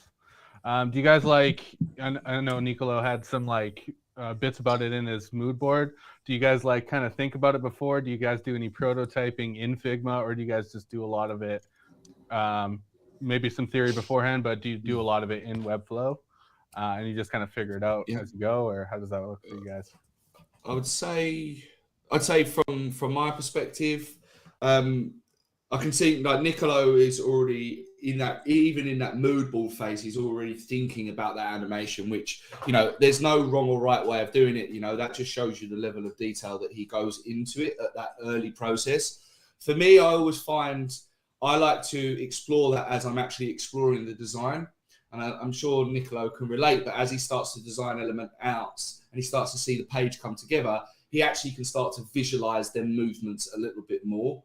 So for me, I really focus in that space, and I'm a very big believer in being able to present your work well, and I always provide custom presentations on video where I would have my design up on Figma. I would do a screen recording. I would map out all my different variations. I would plan in my head how I want to explain the animations come to life, and I would do not a prototype version, but I would do a talk run through of all of my ideas, how they would come together to really set the tone and the picture, and just to make sure that what I'm saying is on the right ballpark, and then also probably provide some references to site.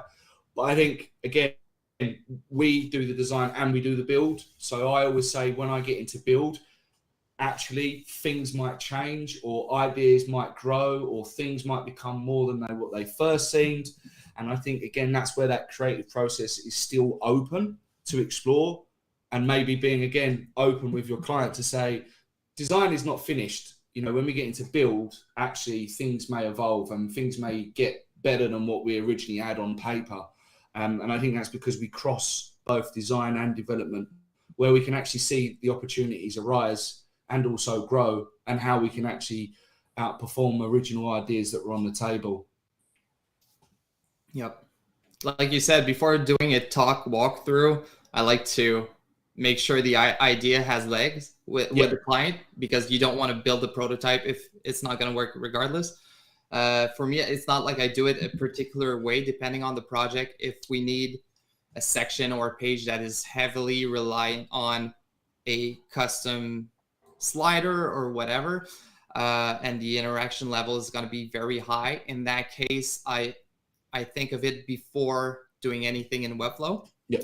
But in terms of like fading in images or type, stuff like that, I pretty much just make it as I go, as long as it falls back on the mood or the aesthetic we established beforehand. Yeah. So it's not set in stone in me. I use XD. It's not set in stone in XD when I make the design. But once I'm in Webflow, I try a few versions, check in with the client, what works best for those buttons, for that transition. And then if it fits with the scope of the project, let's do it. Yeah, I would definitely agree on that. What about you, Niccolò? Yeah, my process is a little bit different. So basically, like I so for me, like also like being like an hybrid as like a developer, like in general, like user experience and like like code is become like a UX decision that you should take at the start of the project from my perspective, because I realized like through years that basically if you don't study like a great version of your website, then you're going to see it at the end.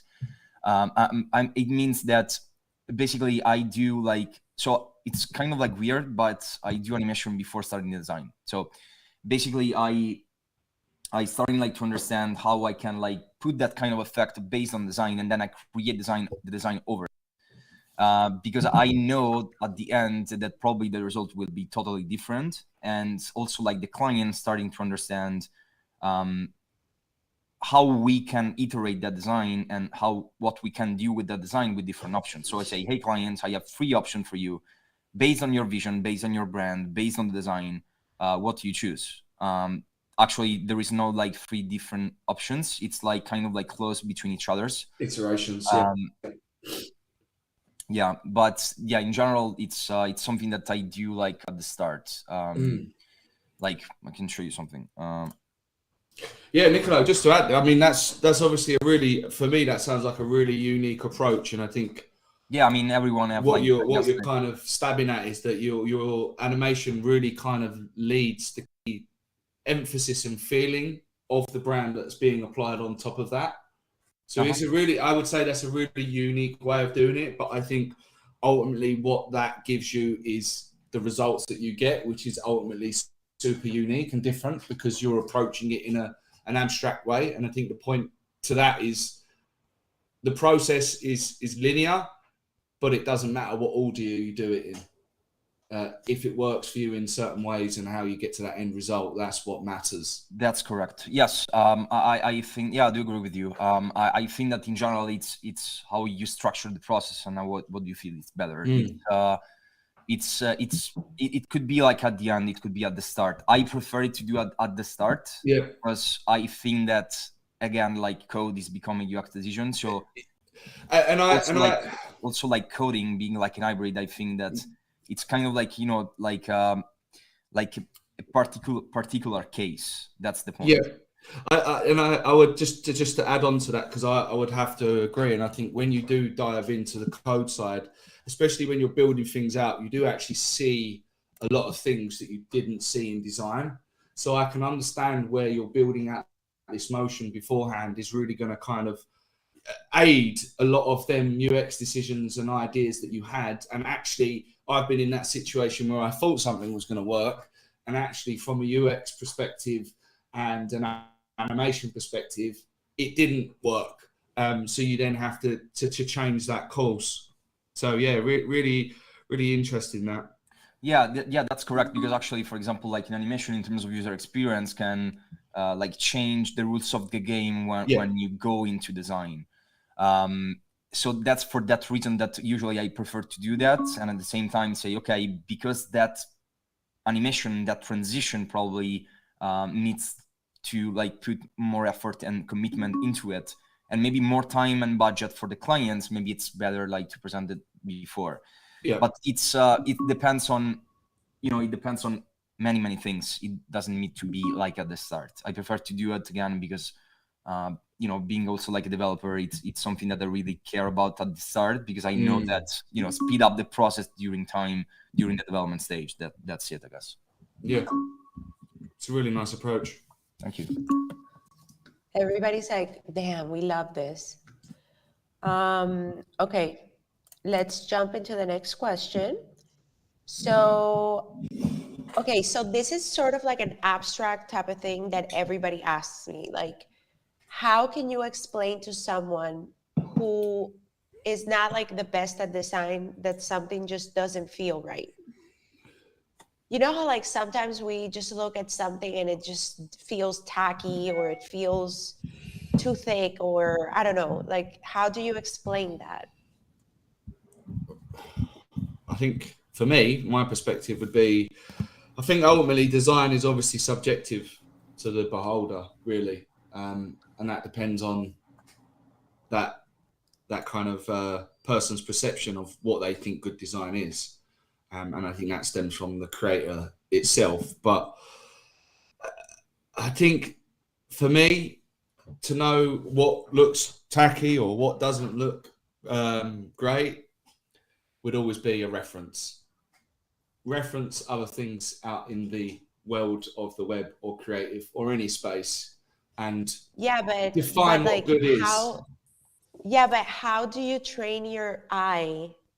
Maybe that's more like the question. How do you train your eye to identify when something looks of good quality? When something looks off. Well, Joe touched on that earlier. It's taking it one step at a time, starting with good fundamentals. Yep. And then taking another step and another step, and it's not going to happen overnight. But at a certain point, you'll notice you're feeling more comfortable. You have a different perspective, new initiatives when it comes to creating something that's unique. But yeah, going out there and trying to get help or compare your designs to other people, that's always a good place to start too. I would just add as well, and I think since obviously just becoming freelance, I think I spent a good 10 years or so working in a variety of different agencies. So I'm fortunate, I don't say fortunate, but it's been good for me because I've had that real level of critique over my work by actual other creatives that know what they're talking about. And I think when you become a freelancer, it's very hard to question your own shit and actually be critical of it and say, is this right or is this wrong?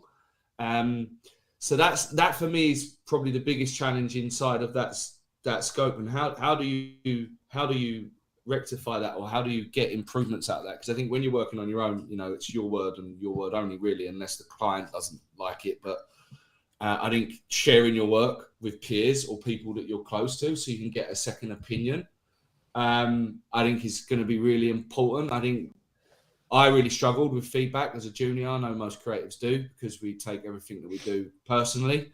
It's like your baby, your creation, and someone comes along. I've had creative directors and they're just like, no, I don't like that.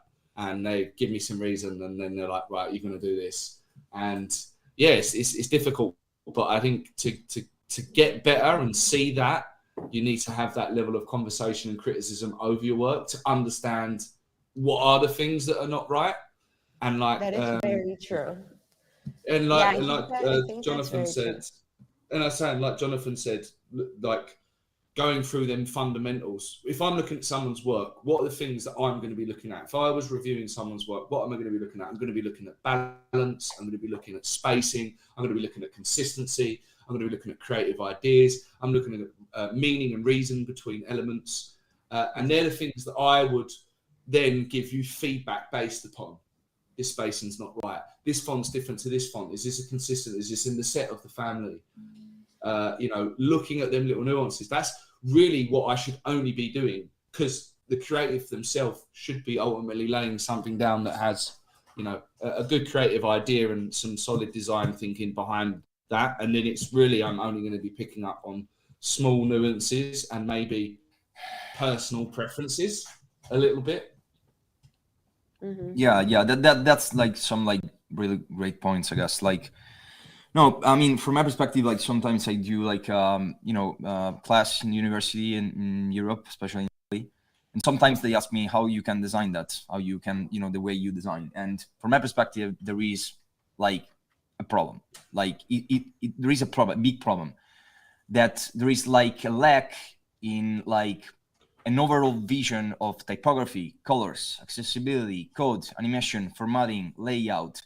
And that's a mistake, because they want us to believe and teach us that you should have a focus on one field. That's a lie. It's not true. I mean, that's a lie for like certain kind of ways, because actually you need to have like a multidisciplinary like behavior, and you need to have like 100%. more like knowledge on typography, accessibility, formatting. Like I was going to say a little joke, like job descriptions. When you look at a job description, it's like something that I starting like that's starting like to be struggling with it when I started the design, like my career like 5 years ago, because sometimes like agencies and like people like comes to me and say, okay, you're a designer and developer. What does it mean? Like, you're a designer or a developer? I'm both. But like these kind of like, so they teach us that we need to have a focus. That's true, but that doesn't mean that you need to don't understand like other things. Because if you understand like design, development, accessibility, colors, typography, formatting, layout, grids, then it means that you have not just the fundamentals, but you have a vision to like stand out the design itself. And you can pay more attention to details because you understand details. It's that the point. And like when you understand that, it's a blip. You're done. And from my perspective, that's what I think. Having a good tool set, being a versatile designer. I think fundamentally, for me, I think if you're a digital designer and you don't want to know more about web development or understand about websites in general, I think you're gonna take longer to get to a point where you really understand the implications of what you're designing and what impact that has, and being able to convey and translate that in a way that developers can actually understand it. So yeah. And I think that really applies like not only for web development and web design, but like marketing. background, so I bring that also into my experience. Like, it's so important to just be well-rounded in different things, yes, you know, absolutely. not just focus on okay, I'm gonna be a web developer, but I'm not going to be a web designer. No, go into web design, find out about it, learn, get your eye trained, like this guy say. Cool. So That definitely, let's. Melissa. It's true. So let's open. There was a quote that I was just about to say, and it's, "A jack of all trades is a master of none, but oftentimes better than a master of one."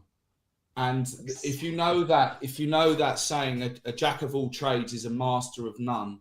So what they're saying is, knowing lots of different things doesn't make you a master. Well, you could still be a master in one, but know other things, which you may be classified as a jack of all trades. But then the part at the end to that quote is, "but often is better than being a master of one."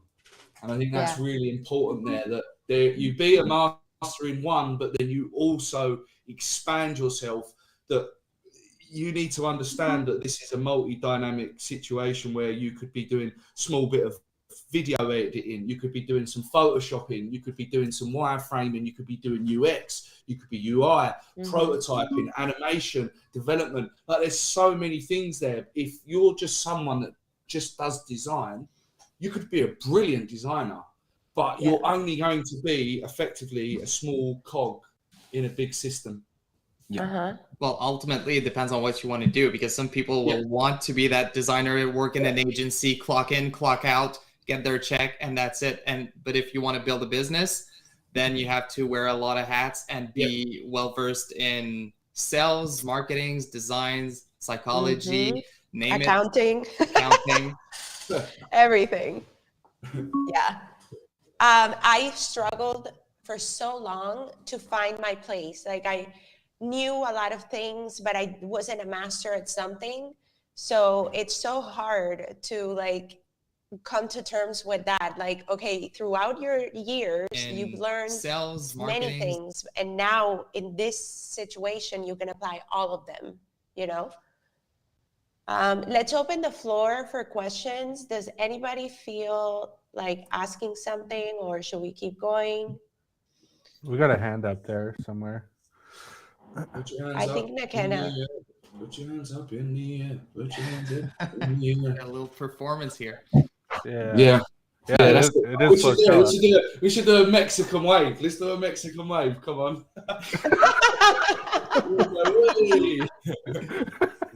Get the Mexican waves out. Look, everyone's got their hands up now. Who has their hand up? I don't see any. I think that was a little party thing. Is it Anthony? Oh, go ahead.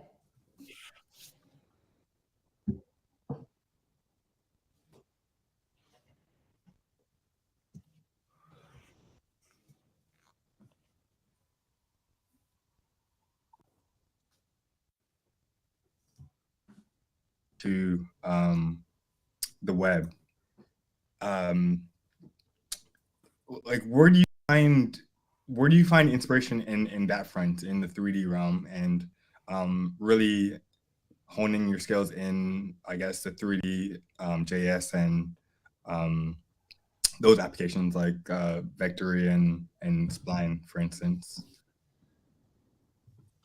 I'm definitely not a master in this space. It's probably on my list. Niccolò, I don't know you and Jonathan. I don't know. I know, Niccolò, you're probably more into the 3D stuff. I've not really dived into Cinema 4D, so I wouldn't really be able to give a good answer on that. But there is one person that I know, and I can't remember. I actually completely forgot his name.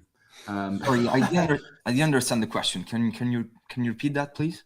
Yeah, the question is really just diving in from like the actual 3D softwares like Blender, Cinema 4D, and how does that translate to like 3D JS? I know you kind of talked about like vocabulary, understanding different vocabulary, but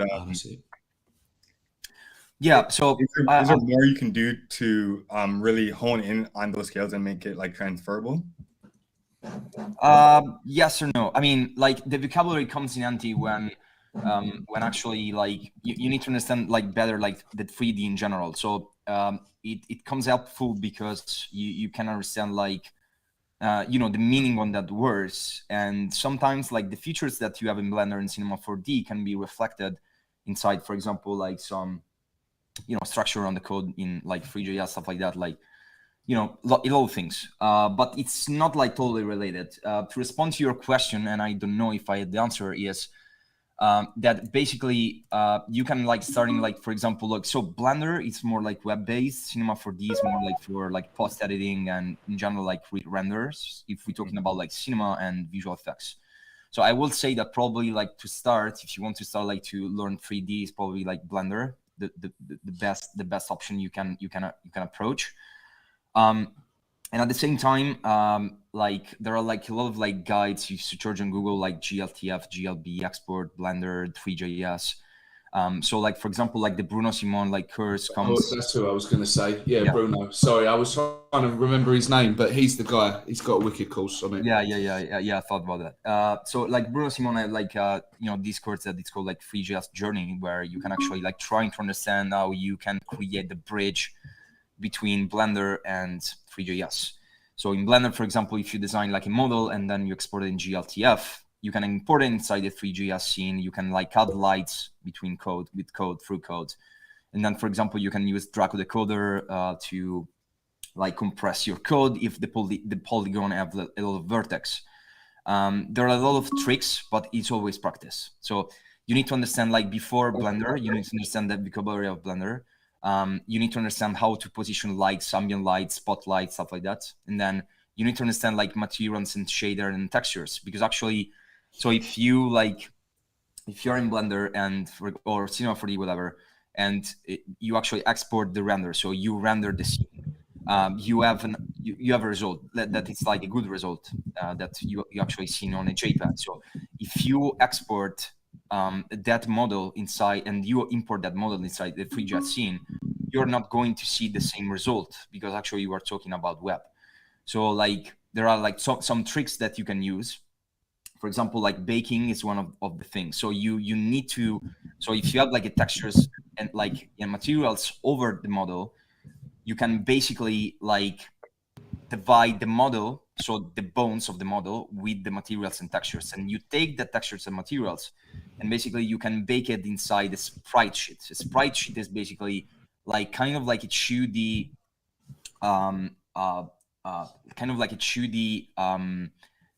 JPEG that basically like shrink down like the 3D of the textures, and then basically you reapply that materials through code outside basically the model, and you're going to have like the 90% of the fidelity that you have in the render.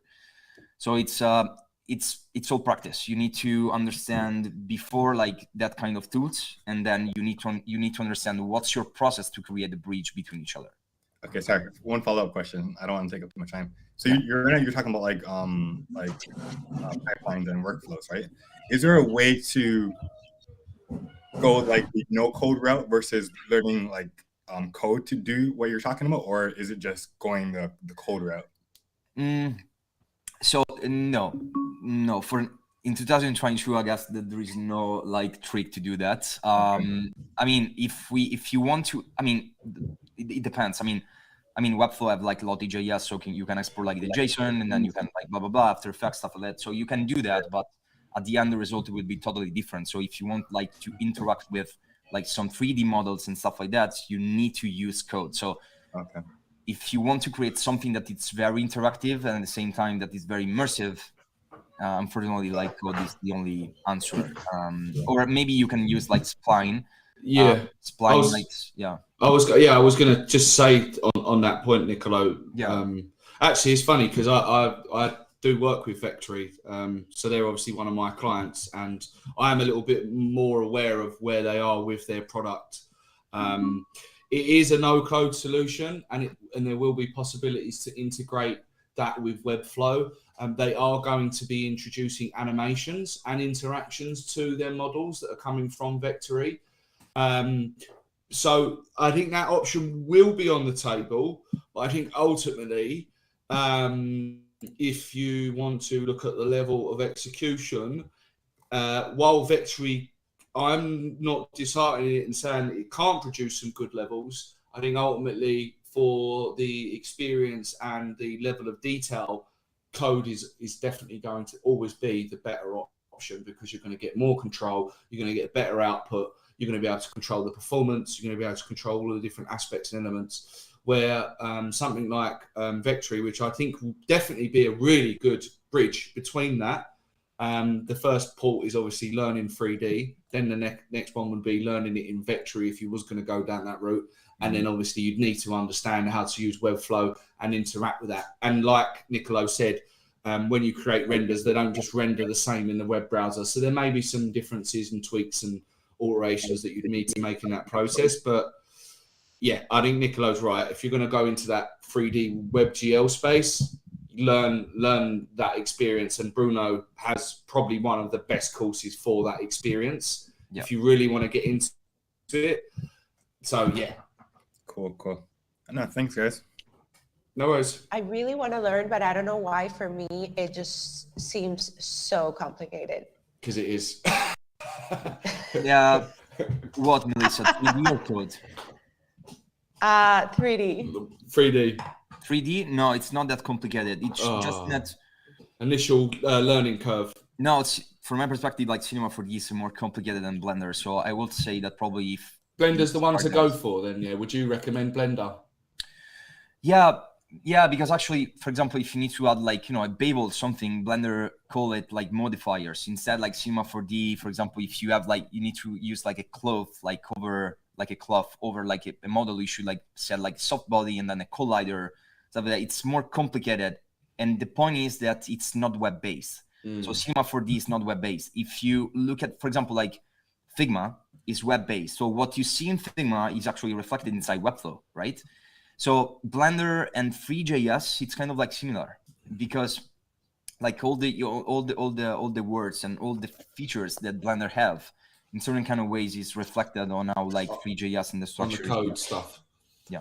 Mm-hmm. So if you want to get into 3D, it's Blender. That seems to be. I mean, it's been on my radar as well. I'm sure once you get to some certain point, and now that 3D is seen to be dominating the creative space a lot, I think being able, again, back to that point about jack of all trades, I'm sure it'd be a great skill set to add to your arsenal, to be able to, whip some 3D icons up and animate them, or create a simple model and import that into a project. Obviously, there's going to be some more technical things that come down the line or require more input. But yeah, it's definitely something that I've been thinking about. And actually, Niccolò, you kind of give me the answer. I'm going to look into Blender a little bit more now. But I still would explore other things like Vectory as well. And what's the other one? Spline. Yeah, Spline's great. Yeah, there's some good principles. I've tried Spline and I thought it was great too, but I didn't go too deep. I'm just like touching the surface. Yeah. Okay, guys, last stage, and you guys can go home. I'm not home. I'm not home either. I told JoMor that this was going to be an hour and a half, and it's already final design looked like for you guys. What is that process? I know it's a very long process, but yeah, from my perspective, I have no real like fine tuning process. I mean, like over the years, I've realized that like the possibilities like for design improvement are endless.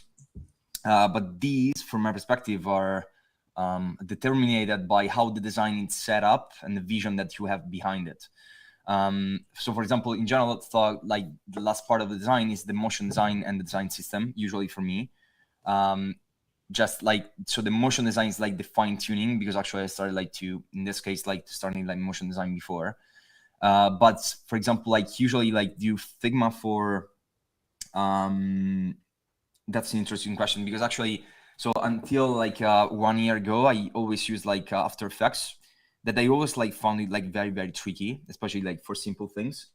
And then I find out that Figma have like a great kind of like system behind, where actually you can No, because Sorry? I'm about to go into a project and using that, and you just said it. I'm like, oh my God, no. Sorry. Okay. Let's keep going. No, I was saying that actually like Figma have like this great system behind that you can actually like add custom like cubic bezier that it's like the interpolation that you can add in CSS or JavaScript.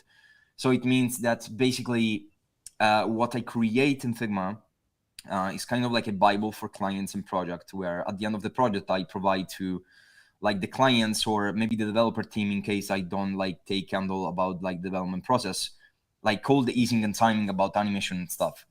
So I found like very interesting this part, and especially because like it's very like web based, and like all the developers can take that values and reflect it inside their project. Instead, like sometimes when I need to work with WebGL, FreeJS and stuff, for example, like shaders, fractal noise, displacement map, stuff like that, I use After Effects because actually it's more advanced set for certain kind of ways. But I do think that every designer that should, for example, like create a page transition or maybe like micro interaction and over effect, but stuff like that, should use Figma because it's very powerful and it's very easy to use. Yeah. Yeah, I agree with that. I'm not going to add anything, I don't think. I'm going to let John, you talk. I completely forgot the question. I was lost in the beautiful Italian accent, and yeah, and I forgot the question.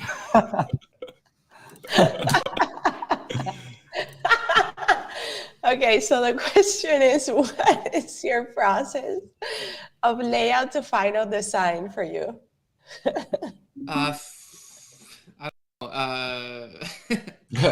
Pretty straightforward. All right, all right, I'll do it. God, Jesus.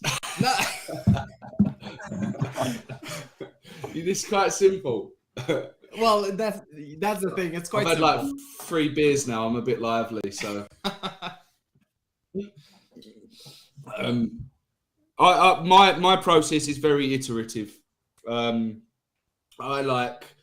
always find from getting from A to B as a point, as you go through rounds of feedback with the client, that feedback gets a little bit tighter.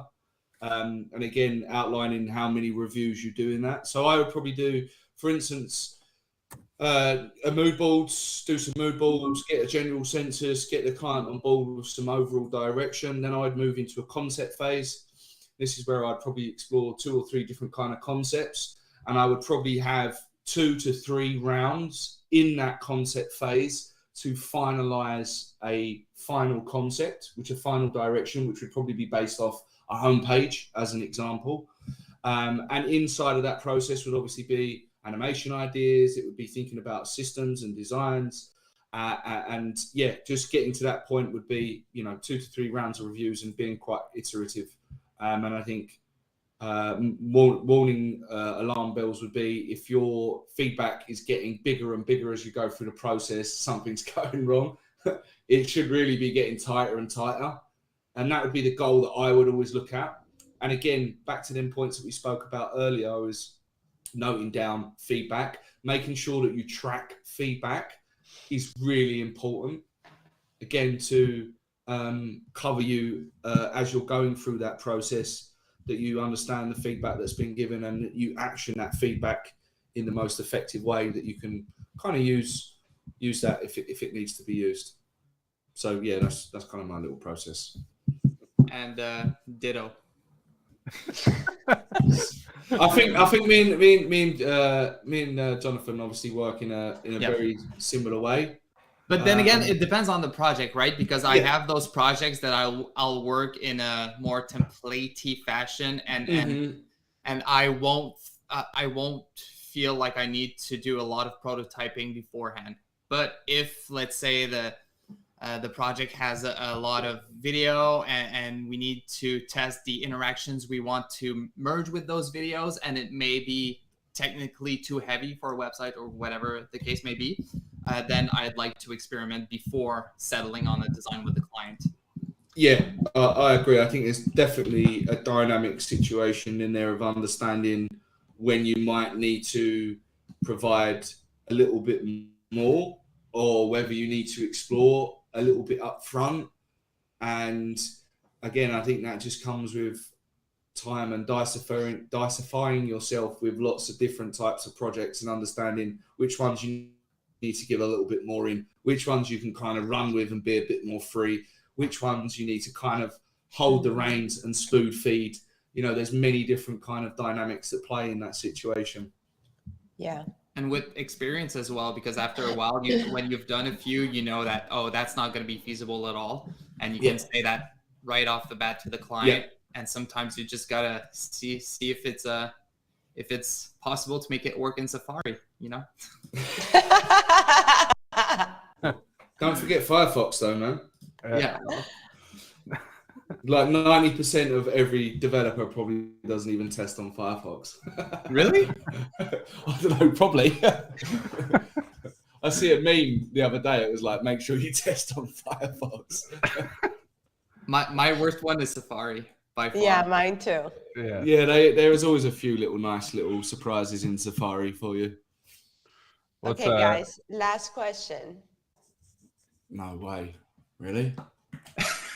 Yeah. I want to stay here for another 2 days.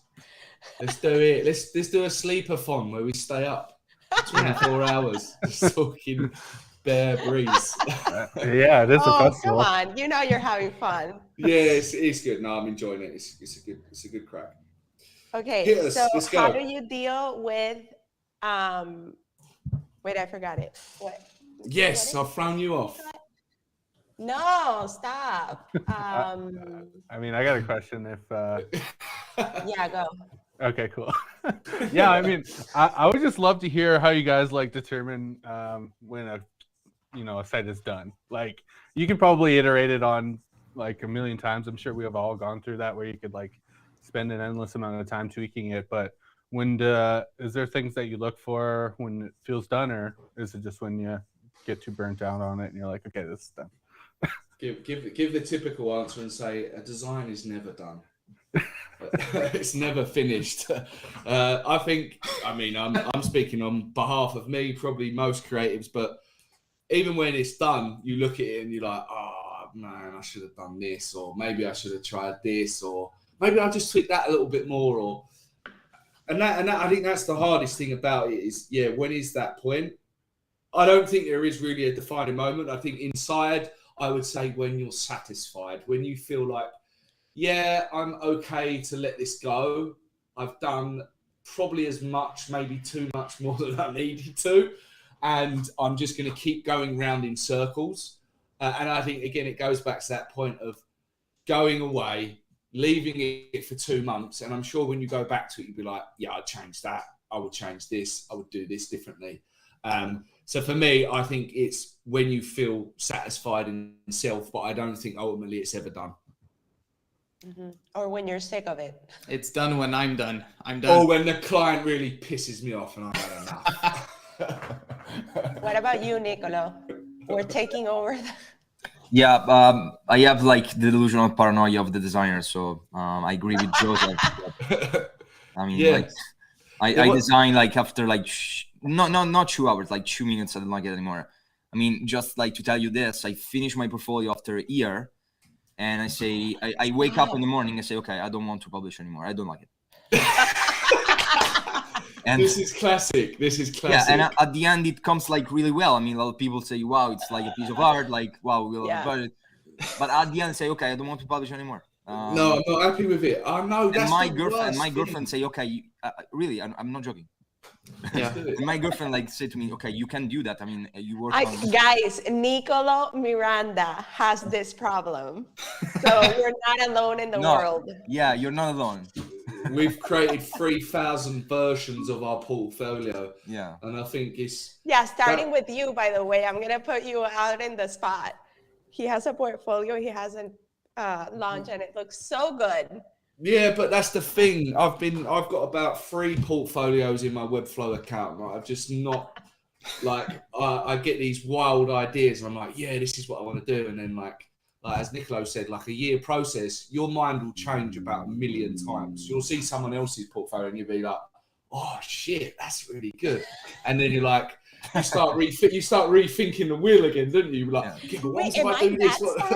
No, that's better what I did. No, yeah, oh shit. no, shit, I'm getting rid of all of that and I'm starting again. And then you just land up never getting anywhere. It's been a year since I started mine. I'm halfway through it, and I'm already at a point now where I'm gonna evolve it again a little bit. I think that's just natural. I don't think you should. I think it looks great.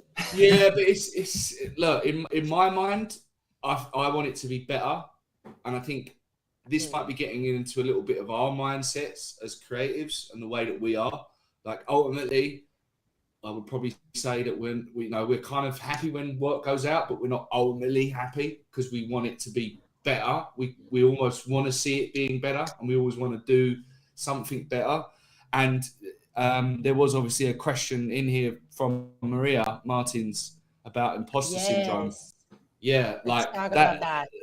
If you're a designer and you've not got imposter syndrome, you're not a designer, because the way that I see it is most designers won't ever be happy because there's no such thing as perfection in the eye of the holder. It's you're always looking to do better, and that's the way I see it. What's that? What's that? Imposter syndrome. I've never heard of it. What is it? Never heard of it. Yeah, What's you that? joker. No, every single projects where I'm the client, when I launch, I'm pissed off. Like I hate every single one of my projects. I'm like, I'm just gonna publish, and that's it, and I'll be done with it. Brian has pasta syndrome. I like that. That's pretty cool. Maybe you can teach him a few tricks on that, Niccolò. Yeah, you can make pesto. It's very simple. How do you deal with imposter syndrome, Niccolò? I don't. No, I don't. No, you don't. No, I mean you can't. You can't. You can't. Yeah. I think it's you kind of got to have this attitude. You care, but you don't care. No, yeah. I mean, you got to have that flip. Yeah, you need to get used to it. Yeah. Yeah, and I'm not joking. I mean, and at a certain point, you need to say, okay, that's it. I mean, I know how my mind works. I just need to do something for like the community and the clients. It's there is no answer to it. You just need to get used to it. And I mean, maybe experience can help you, because actually you can say, yeah, maybe it's better than one I will do like last year. So like from like a year ago, I learned a lot, so I can do something like better. And I mean, you can see in the results. So I mean, like 5 years ago was worse. Right now it's like less worse. So I guess that it's gonna working. Mm-hmm. Okay, yeah. Last question, Josh. Just blocking it out. Josh, go ahead. Oh, from before? From before. Yeah. Would you three ever join together in a collaboration passion project? Never.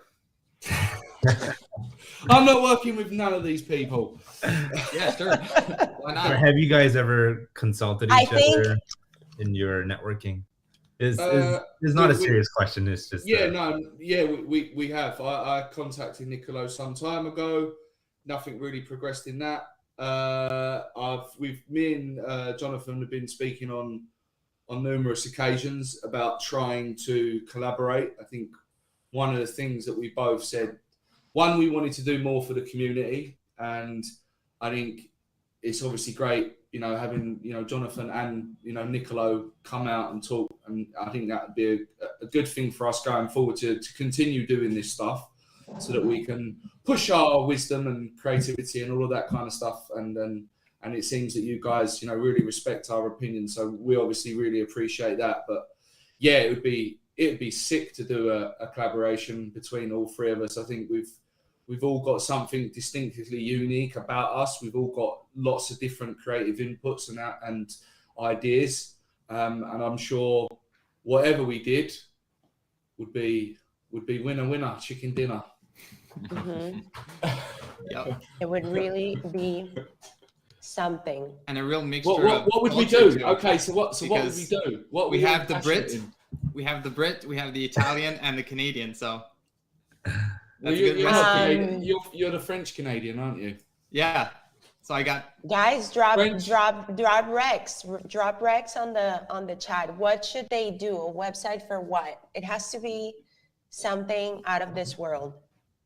I think it needs to be something that we're all passionate about. So we need to find, I think, something that we're all interested in personally. For it to really work, because it'd be like, oh, like, you know, Jonathan wants to do it on guitars, and I'm like, no, I'm not really interested in guitars. Or Niccolò wants to do it on, you know, architecture or Renaissance. I mean, I love architecture as well, but you know, I think it would definitely SpaceX. Yes, SpaceX. I don't know. What would you think? I mean, I don't know. I don't know. I just see like the space, stars moving everywhere, spaceships. Like, I don't know. Very nice. Josh will have to make the final decision here. Ooh. It's gonna go for something. I mean, really it random. was your question. Yeah, it's all on you. Actually, on you. we could. I was gonna say, Jonathan, do you like pizza? Yeah, on weekends. Niccolò, do you like pizza? I think he's Italian. We could do a sick story about where pizza originated in Napoli. That's nice. That's a wicked, and there's a lot of history for that as well. We could do a pizza, or we could do. There needs to be something there. That's what I said. There needs to be some sort of connection for something to happen naturally and be engaging, that we're all excited about it. Because I think when you do a collaboration project, especially when you're doing a more like self project, it has to be something that you're interested in. So here this. So we make like a pizza, like kind of like a spin, and based on what you are located, basically like you get a different type of pizza. Tell a different story of like different pizza. Yeah. Or where they originated from. Like there's a Canadian one that's got like a moose on it. Yeah. Like Webflow that just did with their portfolio, so you can actually like enter in their portfolio based on, you know, what color you like, how old are you, so the experience change based on what you choose. So we could do like the same thing. So the pizza spin, and then you have like different ingredients based on your location. Guys, that would be so fun. Look what you started. Yeah, that's smart. If we live stream the whole build and brainstorming session. That would be so interesting. We'd have to charge. It would be just a bunch of people just shouting. It would be a disaster.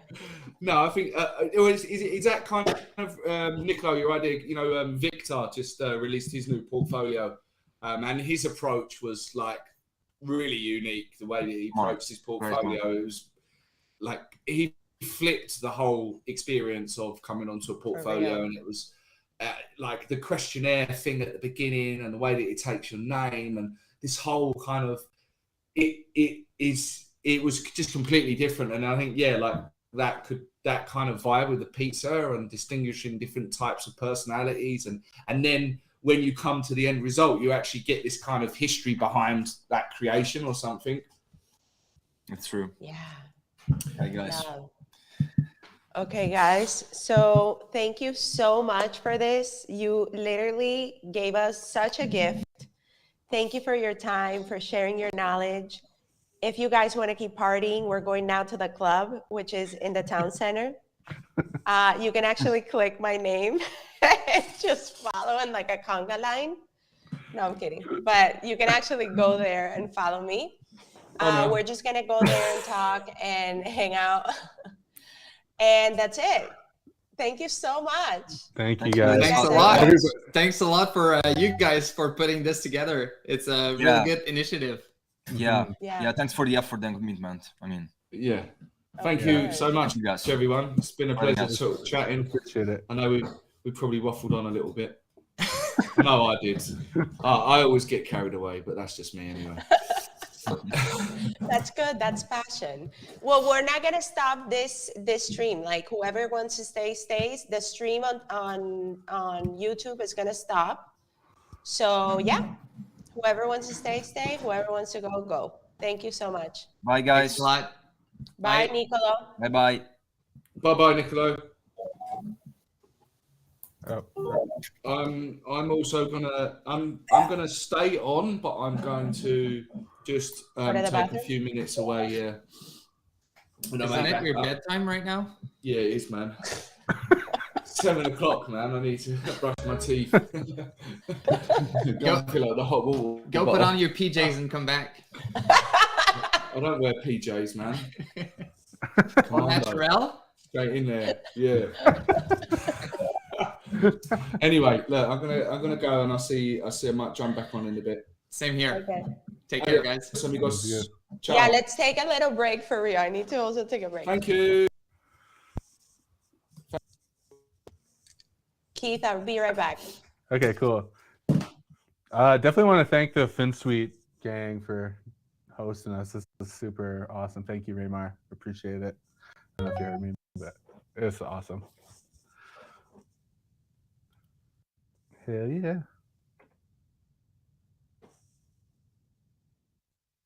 I don't even know where it is. Okay.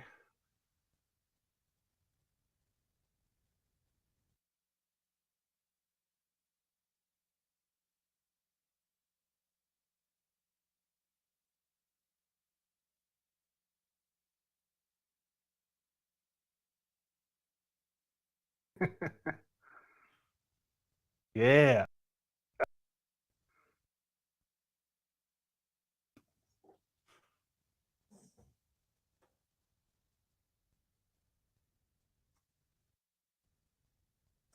Okay. I love following people. Oh, this is so cool. You do nothing. You just I'm dancing on the counter. It's kind of like Coyote Ugly. I don't know if you guys seen that movie. and I'm next to you. I wish we were serving I up put it in drinks. hand.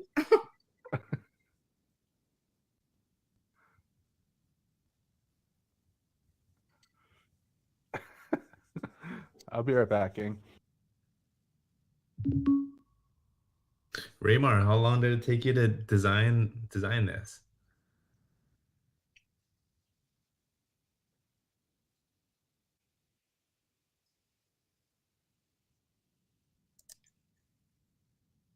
Oh, gotcha.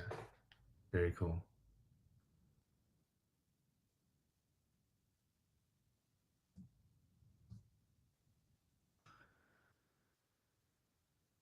Well, I had fun. Thanks for helping out, Maria and the rest of the team. It's really great. I'm not in the team. No? Oh, I've seen you in like a previous Yeah, I'm loud. previous meetings, so it seems like you're part of the gang.